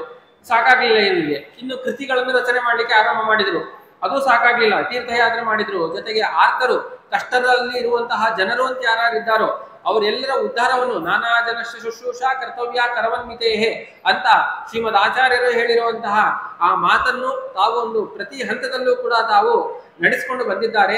ಅಂತಹ ಈ ಜಗನ್ನಾಥದಾಸರು ಅನೇಕ ಕೃತಿಗಳನ್ನು ರಚನೆ ಮಾಡಿ ಕೊನೆಗೆ 1809 ಇಸ್ವಿಯಲ್ಲಿ ತಾವು ಭಾದ್ರಪದ ಶುಕ್ಲ ನವಮಿ ಆ ದಿವಸದಂದು ತಾವು ಮಾನ್ವಿಯಲ್ಲಿ ತಮ್ಮ ಕಾರ್ಯಕ್ಷೇತ್ರ ಮಾನ್ವಿಯಲ್ಲಿ ಭಾರಿ ಕಾರ್ಯವನ್ನು ಮಾಡಿರುವಂತವರು. ತಮ್ಮ ಹುಟ್ಟಿನ ಊರು ಕೂಡ ಮಾನ್ವಿಯೇ. ಅಂತಹ ಕಾರ್ಯಕ್ಷೇತ್ರವಾಗಿರುವಂತಹ ಮಾನ್ವಿಯಲ್ಲಿಯೇ ತಾವು ವೈಕುಂಠ ಯಾತ್ರೆಯನ್ನು ಕೂಡ ಭಾದ್ರಪದ ಶುಕ್ಲ ನವಮಿ ಎಂದು ತಾವು ವೈಕುಂಠ ಯಾತ್ರೆಯನ್ನು ಕೂಡ ಮುಂದೆ ಮಾಡ್ತಾರೆ ಈ ಜಗನ್ನಾಥದಾಸರು. ಇಂತಹ ಈ ಜಗನ್ನಾಥದಾಸರ ಕೃತಿಗಳು ಅಂತ ಹೇಳಿದ್ರೆ ಭಾರಿ ಅತ್ಯಂತ ಅಪೂರ್ವವಾಗಿರುವಂತಹ ಕೃತಿಗಳು. ಅಂದ್ರೆ ಅವರ ಮಾತುಗಳನ್ನು ಕೇಳಿದ್ರೆ ಈಗಿನ ಎಲ್ಲ ಜನತೆಗೂ ಕೂಡ ತಾವು ಹೊಡೆದು ಎಬ್ಬಿಸುವಂತಹ ಮಾತುಗಳು. ಇನ್ನು ಒಂದು ಸಾಮಾನ್ಯ ಎಲ್ಲರೂ ಕೂಡ ನಾವು ಕೇಳಿರುವಂತದ್ದೇ ಒಂದು ಪದ್ಯ, ಸಾಕಲ್ಯದಿಂದ ಸಾಲಿಗ್ರಾಮಕ್ಕೆ ಅಭಿಷೇಕ ಆಕಳಾಲಲ್ಲಿ ಮಾಡದೆ, ನಾಕೆಂಟು ನಾಯಿಗಳ ಸಾಕಿ ಮನೆಗಳು ಬದುಕಬೇಕೆಂದು ಹಾಲು ಬವಿದೆ ಅಂತ. ನೋಡಿ, ಈಗ ನಾವು ನಮ್ಮಲ್ಲಿ ಹಾಲು ಇದ್ರೆ ಜಗನ್ನಾಥದಾಸರು ಆಗ 18ನೇ ಸೆಂಚುರಿ ಅಂದ್ರೆ 18ನೇ ಶತಮಾನ ಅಲ್ಲ 17ನೇ ಶತಮಾನದಲ್ಲಿರುವಂತಹ ವ್ಯಕ್ತಿ ಹಾಗೆ ಹೇಳಿರುವಂತಹ ಮಾತುಗಳೇನು ಅಂತ ಹೇಳಿದ್ರೆ, ನಮ್ಮಲ್ಲಿ ಹಾಲಿತ್ತು ಅಂತ ಹೇಳಿದ್ರೆ ಭಕ್ತಿಯಿಂದಾಗಿ ಹೋಗಿ ಭಗವಂತನಿಗೆ ಅಭಿಷೇಕ ಮಾಡ್ಬೇಕು ನಾವು, ಅದನ್ನು ಬಿಟ್ಟು ಮನೆಯಲ್ಲಿರುವಂತಹ ನಾಯಿಗೆ ಹಾಲಾಕಿ ನಾವು ಪೋಷಣೆ ಮಾಡ್ತೇವೆ ಅಂತ. ಇಂತಹ ಒಂದು ಸ್ಥಿತಿ ಈ ಜನಸಾಮಾನ್ಯರಲ್ಲಿ ಬರ್ತದೆ ಎನ್ನುವಂತಹ ಎಲ್ಲ ವಿಷಯವನ್ನು ಕೂಡ ತಾವು ಆಗಿನ ಕಾಲದಲ್ಲೇ ತಾವು ಸಂಗ್ರಹ ಮಾಡಿ ಅನೇಕ ಜೂಜುಗಳಾಡಿದೆ, ಆಮೇಲೆ ನಸಿಪುಡಿಯ ಹಾಕಿ ಭಂಗಿಯ ಸೇದಿದೆ. ಇದನ್ನೆಲ್ಲವನ್ನು ಕೂಡ ತಾವು ಹೇಳಿರುವಂತಹ ಎಲ್ಲ ಮಾತುಗಳು ನಾವು ಇವತ್ತು ಈ ಲೋಕದಲ್ಲಿ ನೋಡಿದ್ರೆ ಇದು ಸತ್ಯ ಅಂತ ತಿಳಿಯುವಂತಹ ಮಾತುಗಳಾಗಿವೆ. ಇಂತಹ ಒಂದು ಮುಂದೆ ಆಗಬಹುದಾಗಿರುವಂತಹ ಜ್ಞಾನವನ್ನು ಕೂಡ ಪಡೆದಿರುವಂತಹ ಈ ಜಗನ್ನಾಥದಾಸರು ತಾವು ಈ ಒಂದು ಅಪೂರ್ವವಾಗಿರುವಂತಹ ಗ್ರಂಥವನ್ನು ಭಾರಿ ಮೇರುಕೃತಿ ತಾವು ರಚನೆ ಮಾಡಿರುವಂತಹ ಮೇರುಕೃತಿ ಅಂತ ಹೇಳಿದ್ರೆ ಅದು ಹರಿಕಥಾಮೃತ ಸಾರ ಎನ್ನುವಂತಹ ಕೃತಿ. ಇಂತಹ ಈ ಹರಿಕಥಾಮೃತ ಸಾರ ಅಂತ ಹೇಳಿದ್ರೆ ಇದು ಭಾಮಿನಿ ಷಟ್ಪದಿಯಲ್ಲಿ ಇರುವಂತಹ ಕೃತಿ. ಇದರಲ್ಲಿ ಒಟ್ಟು 32 ಸಂಧಿಗಳು, 988 ಪದ್ಯಗಳು ಇರುವಂತಹ ಒಂದು ಮಹತ್ ಕೃತಿ ಅಂತ ಹೇಳಿದ್ರೆ ಈ ಹರಿಕಥಾಮೃತ ಸಾರ ಅಂತ. ಈ ಹರಿಕಥಾಮೃತ ಸಾರ ಬಗ್ಗೆ ನೋಡ್ತೇವೆ ಅಂತ ಹೇಳಿದ್ರೆ, ಈ ದಾಸ ಸಾಹಿತ್ಯ ಅಂತ ಹೇಳಿದ್ರೆ ನಾವು ಇಷ್ಟೊತ್ತು ಏನ್ ತಿಳ್ಕೊಂಡ್ವಿ, ಅದು ಕೇವಲ ಭಕ್ತಿ ಗೀತೆಗಳನ್ನು ಮಾತ್ರ ಒಳಗೊಂಡಿರುವಂತದ್ದು ಅಂತ ತಿಳ್ಕೊಂಡ್ರೆ ಅದು ತಪ್ಪು. ಯಾಕೆಂತ ಹೇಳಿದ್ರೆ ಕೇವಲ ಭಕ್ತಿ ಗೀತೆಗಳಲ್ಲ, ಜೊತೆಗೆ ಭಗವಂತನ ತತ್ವಜ್ಞಾನವನ್ನು ಕೂಡ, ಆಧ್ಯಾತ್ಮಿಕ ವಿಷಯಗಳನ್ನೆಲ್ಲವನ್ನೂ ಕೂಡ ವಿಸ್ತಾರವಾಗಿ ನಿರೂಪಣೆ ಮಾಡುವಂತಹ ಗ್ರಂಥಗಳು ಅಂತ ಹೇಳಿದ್ರೆ ದಾಸ ಸಾಹಿತ್ಯದ ಗ್ರಂಥಗಳು ಎನ್ನುವುದಕ್ಕೆ ಒಂದು ನಿದರ್ಶನ ಕೊಡಬೇಕು ಅಂತ ಹೇಳಿದ್ರೆ ಅದೇ ಈ ಹರಿಕಥಾಮೃತ ಸಾರ ಅಂತ ನಾವು ಅವಶ್ಯವಾಗಿ ಹೇಳುವಂತಹ ಒಂದು ಒಂದು ಮೇರು ಕೃತಿ ಅಂತ ಹೇಳಿದ್ರೆ ಅದೇ ಈ ಹರಿಕಥಾಮೃತ ಸಾರ ಅಂತ ಆಗಿದೆ. ಈ ಹರಿಕಥಾಮೃತ ಸಾರ ಅಂತ ಹೇಳಿದ್ರೆ ಆಚಾರ್ಯ ಮಧ್ವರು ತಾವು ಏನು ಸರ್ವಮೂಲ ಗ್ರಂಥಗಳನ್ನು ರಚನೆ ಮಾಡಿದ್ದಾರೋ ಅದಕ್ಕೆ ಕೈಗನ್ನಡಿ, ಕನ್ನಡ ಭಾಷೆಯಲ್ಲಿ ಕೈಗನ್ನಡಿ ಅಂತ ಇರುವಂತಹ ಗ್ರಂಥ ಈ ಹರಿಕಥಾಮೃತ ಸಾರ. ಯಾಕೆಂತ ಹೇಳಿದ್ರೆ ಶ್ರೀಮನ್ ನ್ಯಾಯಸುಧಾ ಅಂತ ಹೇಳಿದ್ರೆ ಆಚಾರ್ಯ, ನಾನು ಮೊದಲು ಹೇಳಿದೆ, ನ್ಯಾಯಸುಧಾ ಅಂತ ಹೇಳಿದ್ರೆ ಜಯತೀರ್ಥರ ರಚನೆ ಮಾಡಿರುವಂತಹ ನ್ಯಾಯಸುಧಾ ಅಂತ ಹೇಳಿದ್ರೆ ಎಲ್ಲ ಆಚಾರ್ಯರ ಪ್ರಮೇಯಗಳನ್ನೆಲ್ಲವನ್ನೂ ಕೂಡ ಸಂಗ್ರಹ ಮಾಡುವಂತಹ ಒಂದು ಗ್ರಂಥ ಅಂತ. ಅಂತಹ ಒಂದು ಹೆಸರೇ ಕನ್ನಡದ ನ್ಯಾಯಸುಧಾ ಎನ್ನುವಂತಹ ಹೆಸರನ್ನೇ ಪಡೆದಿರುವಂತದ್ದು ಈ ಹರಿಕಥಾಮೃತ ಸಾರ ಅಂತ ಹೇಳಿದ್ರೆ ಇದು ಅತಿಶಯೋಕ್ತಿ ಅಲ್ಲ. ಯಾಕೆಂದ್ರೆ ಅನೇಕ ದಾಸರು ಕೂಡ ಇದನ್ನು ವರ್ಣನೆ ಮಾಡಿದ್ದಾರೆ. ಹಾಗಾಗಿ ಇಂತಹ ಒಂದು ಹರಿಕಥಾಮೃತ ಸಾರ ಅಂತ ಹೇಳಿದ್ರೆ ಇದು ಆಚಾರ್ಯ ಮಧ್ವರ ಪ್ರಮೇಯಗಳ ಕೈಗನ್ನಡಿಯಂತೆ, ಕನ್ನಡದ ಭಾಷೆಯಲ್ಲಿರುವಂತಹ ಕೈಗನ್ನಡಿಯಂತೆ ಇರುವಂತಹ ಒಂದು ಗ್ರಂಥ ಈ ಹರಿಕಥಾಮೃತ ಸಾರ. ಈ ಹರಿಕಥಾಮೃತ ಸಾರ ನೋಡಿ ಹೆಸರು ಚೆನ್ನಾಗಿದೆ, ಹರಿಕಥಾ ಅಮೃತದ ಸಾರ ಅಂತ. ಅಮೃತ ಅಂತ ಹೇಳಿದ್ರೆ ನಮಗೆ ನೆನಪಾಗುವಂತದ್ದು ಅಂತ ಹೇಳಿದ್ರೆ ಸಮುದ್ರ ಮಥನ. ಆ ಸಮುದ್ರ ಮಥನ ಕಾಲದಲ್ಲಿ ಅಮೃತ ಎನ್ನುವುದು ಪ್ರಾಪ್ತವಾಯಿತು. ಅದರಿಂದಾಗಿ ನಾವೊಂದು ಆ ಸಮುದ್ರ ಮಥನದಲ್ಲಿ ಆ ಸಮುದ್ರ ಮಥನದ ಒಂದು ವಿಷಯವನ್ನು ನಾವು ಈ ಸಮಯದಲ್ಲಿ ತಿಳ್ಕೊಳ್ಬೇಕು. ಯಾಕೆಂತ ಹೇಳಿದ್ರೆ ಆ ಎಲ್ಲ ದೈತ್ಯರ ಆಕ್ರಮಣ ಆಗಿತ್ತು ದೇವಲೋಕದಲ್ಲಿ. ಎಲ್ಲ ದೈತ್ಯರ ಆಕ್ರಮಣವಾದಾಗ ದೇವತೆಗಳ ಸಂಪತ್ತೆಲ್ಲವೂ ಕೂಡ ನಾಶವಾಯಿತಂತೆ. ಅವರಲ್ಲಿ ಯಾವ ಸಂಪತ್ತು ಕೂಡ ಇಲ್ಲದೇ ಇಲ್ಲ ಎನ್ನುವಂತಹ ಸ್ಥಿತಿಯಲ್ಲಿದ್ದಾಗ ಇಂದ್ರಾದಿ ಎಲ್ಲ ದೇವತೆಗಳು ತಾವು ಹೋಗಿ ಆ ಭಗವಂತನಲ್ಲಿ ಪ್ರಾರ್ಥನೆ ಮಾಡಿದ್ದಾರೆ. ಬ್ರಹ್ಮದೇವರಲ್ಲಿ ಮೊದಲು ಪ್ರಾರ್ಥನೆ ಮಾಡಿದ್ರು. ಬ್ರಹ್ಮದೇವರು ಎಲ್ಲರನ್ನೂ ಕೂಡ ಭಗವಂತನಲ್ಲಿ ಕರೆದುಕೊಂಡು ಹೋಗಿ ಭಗವಂತನಲ್ಲಿ ಪ್ರಾರ್ಥನೆ ಮಾಡಿದಾಗ ಭಗವಂತ ಹೇಳುವಂತಹ ಮಾತೇನಂತ ಹೇಳಿದ್ರೆ, ನಿಮ್ಮ ಎಲ್ಲ ಸಂಪತ್ತು ಮತ್ತೆ ನೀವು ಪಡಿಬೇಕು ಅಂತ ಹೇಳಿದ್ರೆ ಸಮುದ್ರ ಮಥನ ಮಾಡಬೇಕು. ಸಮುದ್ರದಿಂದಾಗಿ ಅಮೃತ ಸಿಗ್ತದೆ ನಿಮಗೆ. ಆ ಅಮೃತದಿಂದಾಗಿ ನೀವು ಅಮರರಾಗ್ತೀರಿ. ಆಗ ಮತ್ತೆ ದೈತ್ಯರ ಮೇಲೆ ಆಕ್ರಮಣವನ್ನು ಮಾಡುವ ಮೂಲಕ ನೀವು ಎಲ್ಲ ನಿಮ್ಮ ಸಂಪತ್ತನ್ನು ಕೂಡ ಪಡೆದುಕೊಳ್ಬಹುದು ಇರುವಂತಹ ಈ ವಿಷಯವನ್ನು ಆ ಭಗವಂತ ದೇವತೆಗಳಿಗೆ ಹೇಳಿದ್ದಂತೆ. ಹೌದಾ, ಇದನ್ನೆಲ್ಲ ಹೇಗ್ ಮಾಡಬೇಕು ಅಂತ ಕೇಳಿದ್ರಂತೆ ದೇವತೆಗಳು. ಅದಕ್ಕೆ ಭಗವಂತ ಹೇಳ್ದ, ಇದು ನಿಮ್ಮಿಂದಾಗಿ ಮಾತ್ರ ಮಾಡ್ತೇವೆ ಅಂತ ಹೇಳಿದ್ರೆ ಇದು ಸಾಧ್ಯವಾಗುವಂತಹ ವಿಷಯ ಅಲ್ಲ ಅಂತ ಹೇಳಿದಂತೆ. ಹೌದಾ, ಹಾಗಾದ್ರೆ ಏನ್ ಮಾಡ್ಬೇಕು ಅಂತ ಕೇಳಿದ್ರಂತೆ ದೇವತೆಗಳು. ಅದಕ್ಕೆ ಭಗವಂತ ಹೇಳ್ತಾನಂತೆ, ನೋಡಿ ಆ ನಿಮ್ಮ ದೈತ್ಯರಿದ್ದರ ನಿಮ್ಮ ಸಹೋದರರು, ಆ ದೈತ್ಯರೊಟ್ಟಿಗೆ ಕೈ ಸೇರಿಸಿಕೊಂಡು ಇಬ್ಬರು ಸೇರಿ ಮಾಡ್ರಿ ಈ ಕಾರ್ಯ, ಅವಾಗ ನೀವು ಇದರಲ್ಲಿ ಶ್ರೇಯಸ್ಸನ್ನು ಕಾಣ್ತೀರಿ ಅಂತ ಆ ಭಗವಂತ ಆ ದೇವತೆಗಳಿಗೆ ಹೇಳಿದಂತೆ. ದೈತ್ಯರೊಟ್ಟಿಗೆ ನಾವು ಹೇಗೆ ಸೇರುವುದು ಅಂತ ಹೇಳಿದ್ರೆ ಅಲ್ಲಿ ಆ ಭಗವಂತನ ಒಂದು ಮನಸ್ಸೇನಿದೆ ಎನ್ನುವುದನ್ನು ಆಚಾರ್ಯರ ಮಧ್ವರು ತಿಳಿಸ್ತಾರೆ. ಅರಯೋಪಿ ಸಂದೇಯ ಸತಿ ಕಾರ್ಯಾರ್ಥ ಗೌರವೇ ಅಂತ. ಒಂದು ದೊಡ್ಡ ಕಾರ್ಯ ಮಾಡಬೇಕು ಅನ್ನುವಂತಹ ಸ್ಥಿತಿ ಇದ್ದಾಗ ಅರಿಗಳು ಅಂದ್ರೆ ಶತ್ರುಗಳನ್ನು ಕೂಡ ನಾವು ಸಂಧಾನ ಮಾಡ್ಕೊಳ್ಬೇಕಂತೆ. ಯಾಕೆಂತ ಹೇಳಿದ್ರೆ ಇದು ಸಮುದ್ರ ಮಥನ ಅಂತ ಹೇಳಿದ್ರೆ ಇದೇನೋ ಚಿಕ್ಕ ಪುಟ್ಟ ಕಾರ್ಯ ಅಲ್ಲ. ನಾವು ಮೊಸರಲ್ಲಿ ಕಡುಗೋಳು ಹಾಕಿ ಕಳೆದಿರುವಂತಹ ಮಚ್ಚಿಗೆ ಬರುವಂತಹ ಕಾರ್ಯ ಅಲ್ಲ ಇದು. ಕ್ಷೀರ ಸಮುದ್ರದಲ್ಲಿ ಮಂದರ ಪರ್ವತವನ್ನೇ ಕಡಗೋಳನ್ನಾಗಿ ಮಾಡಿ, ವಾಸುಕಿಯನ್ನೇ ಹಗ್ಗವನ್ನಾಗಿ ಮಾಡಿ ಕಡಿಬೇಕಾಗಿರುವಂತಹ ಸ್ಥಿತಿ. ಇದು ಕಾರ್ಯಾರ್ಥ ಗೌರವ, ಅತ್ಯಂತ ದೊಡ್ಡ ಗೌರವ ಅಂದ್ರೆ ಉತ್ತಮ ಜಾಸ್ತಿ ಆಗಿರುವಂತಹ ಕಾರ್ಯ. ಆದ್ದರಿಂದಾಗಿ ಇದು ಕೇವಲ ನಿಮ್ಮಿಂದಾಗಿ ಮಾತ್ರ ಮಾಡಲು ಸಾಧ್ಯವಿಲ್ಲ. ಹಾಗಾಗಿ ಇಲ್ಲಿ ನಿಮ್ಮ ಅರಿಗಳು, ಶತ್ರುಗಳಾಗಿರುವಂತಹ ದೈತ್ಯರು, ದ್ವಿತೀಯ ಮಕ್ಕಳು, ಅವರನ್ನು ಕೂಡ ನೀವು ಸೇರಿಸಿಕೊಂಡು ಈ ಕಾರ್ಯವನ್ನು ಮಾಡಿದ್ರೆ ನೀವು ಯಶಸ್ಸನ್ನು ಕಾಣ್ತೀರಿ ಅಂತ ಆ ಭಗವಂತ ಆ ದೇವತೆಗಳಿಗೆ ಹೇಳಿದಂತೆ. ಅದಕ್ಕೆ ಸರಿಯಾಗಿ ದೇವತೆಗಳು ಆಯ್ತು ಅಂತ ಒಪ್ಕೊಂಡ್ರು. ಅಲ್ಲಿ ಬಲಿಚಕ್ರವರ್ತಿ, ದೈತ್ಯಾಧಿಪತಿಯಾಗಿರುವಂತಹ ಬಲಿಚಕ್ರವರ್ತಿಯಲ್ಲಿ ಬಂದಿದ್ದಾರೆ. ಆ ಬಲಿಯಲ್ಲಿ ಕೇಳಿದಾರಂತೆ, ನೋಡಿ ಸಮುದ್ರ ಮಥನ ಮಾಡಬೇಕು, ನಾವು ಮಾಡ್ತೇವೆ, ನಮ್ಮೊಟ್ಟಿಗೆ ನೀವು ಸೇರ್ಕೊಳ್ಬೇಕು, ಅಲ್ಲಿ ಅಮೃತ ಸಿಗ್ತದೆ, ಎಲ್ಲರೂ ಕೂಡ ಸೇರೋಣ ಅಂತ. ಅದಕ್ಕೆ ಬಲಿಗೆ ಮತ್ತೆ ಸಿಟ್ಟು ಬಂತಂತೆ, ನೀವು ಮಾಡುವಂತಹ ಕಾರ್ಯದಲ್ಲಿ ನಾವು ಸೇರ್ಕೊಳ್ಳೋದೇನು?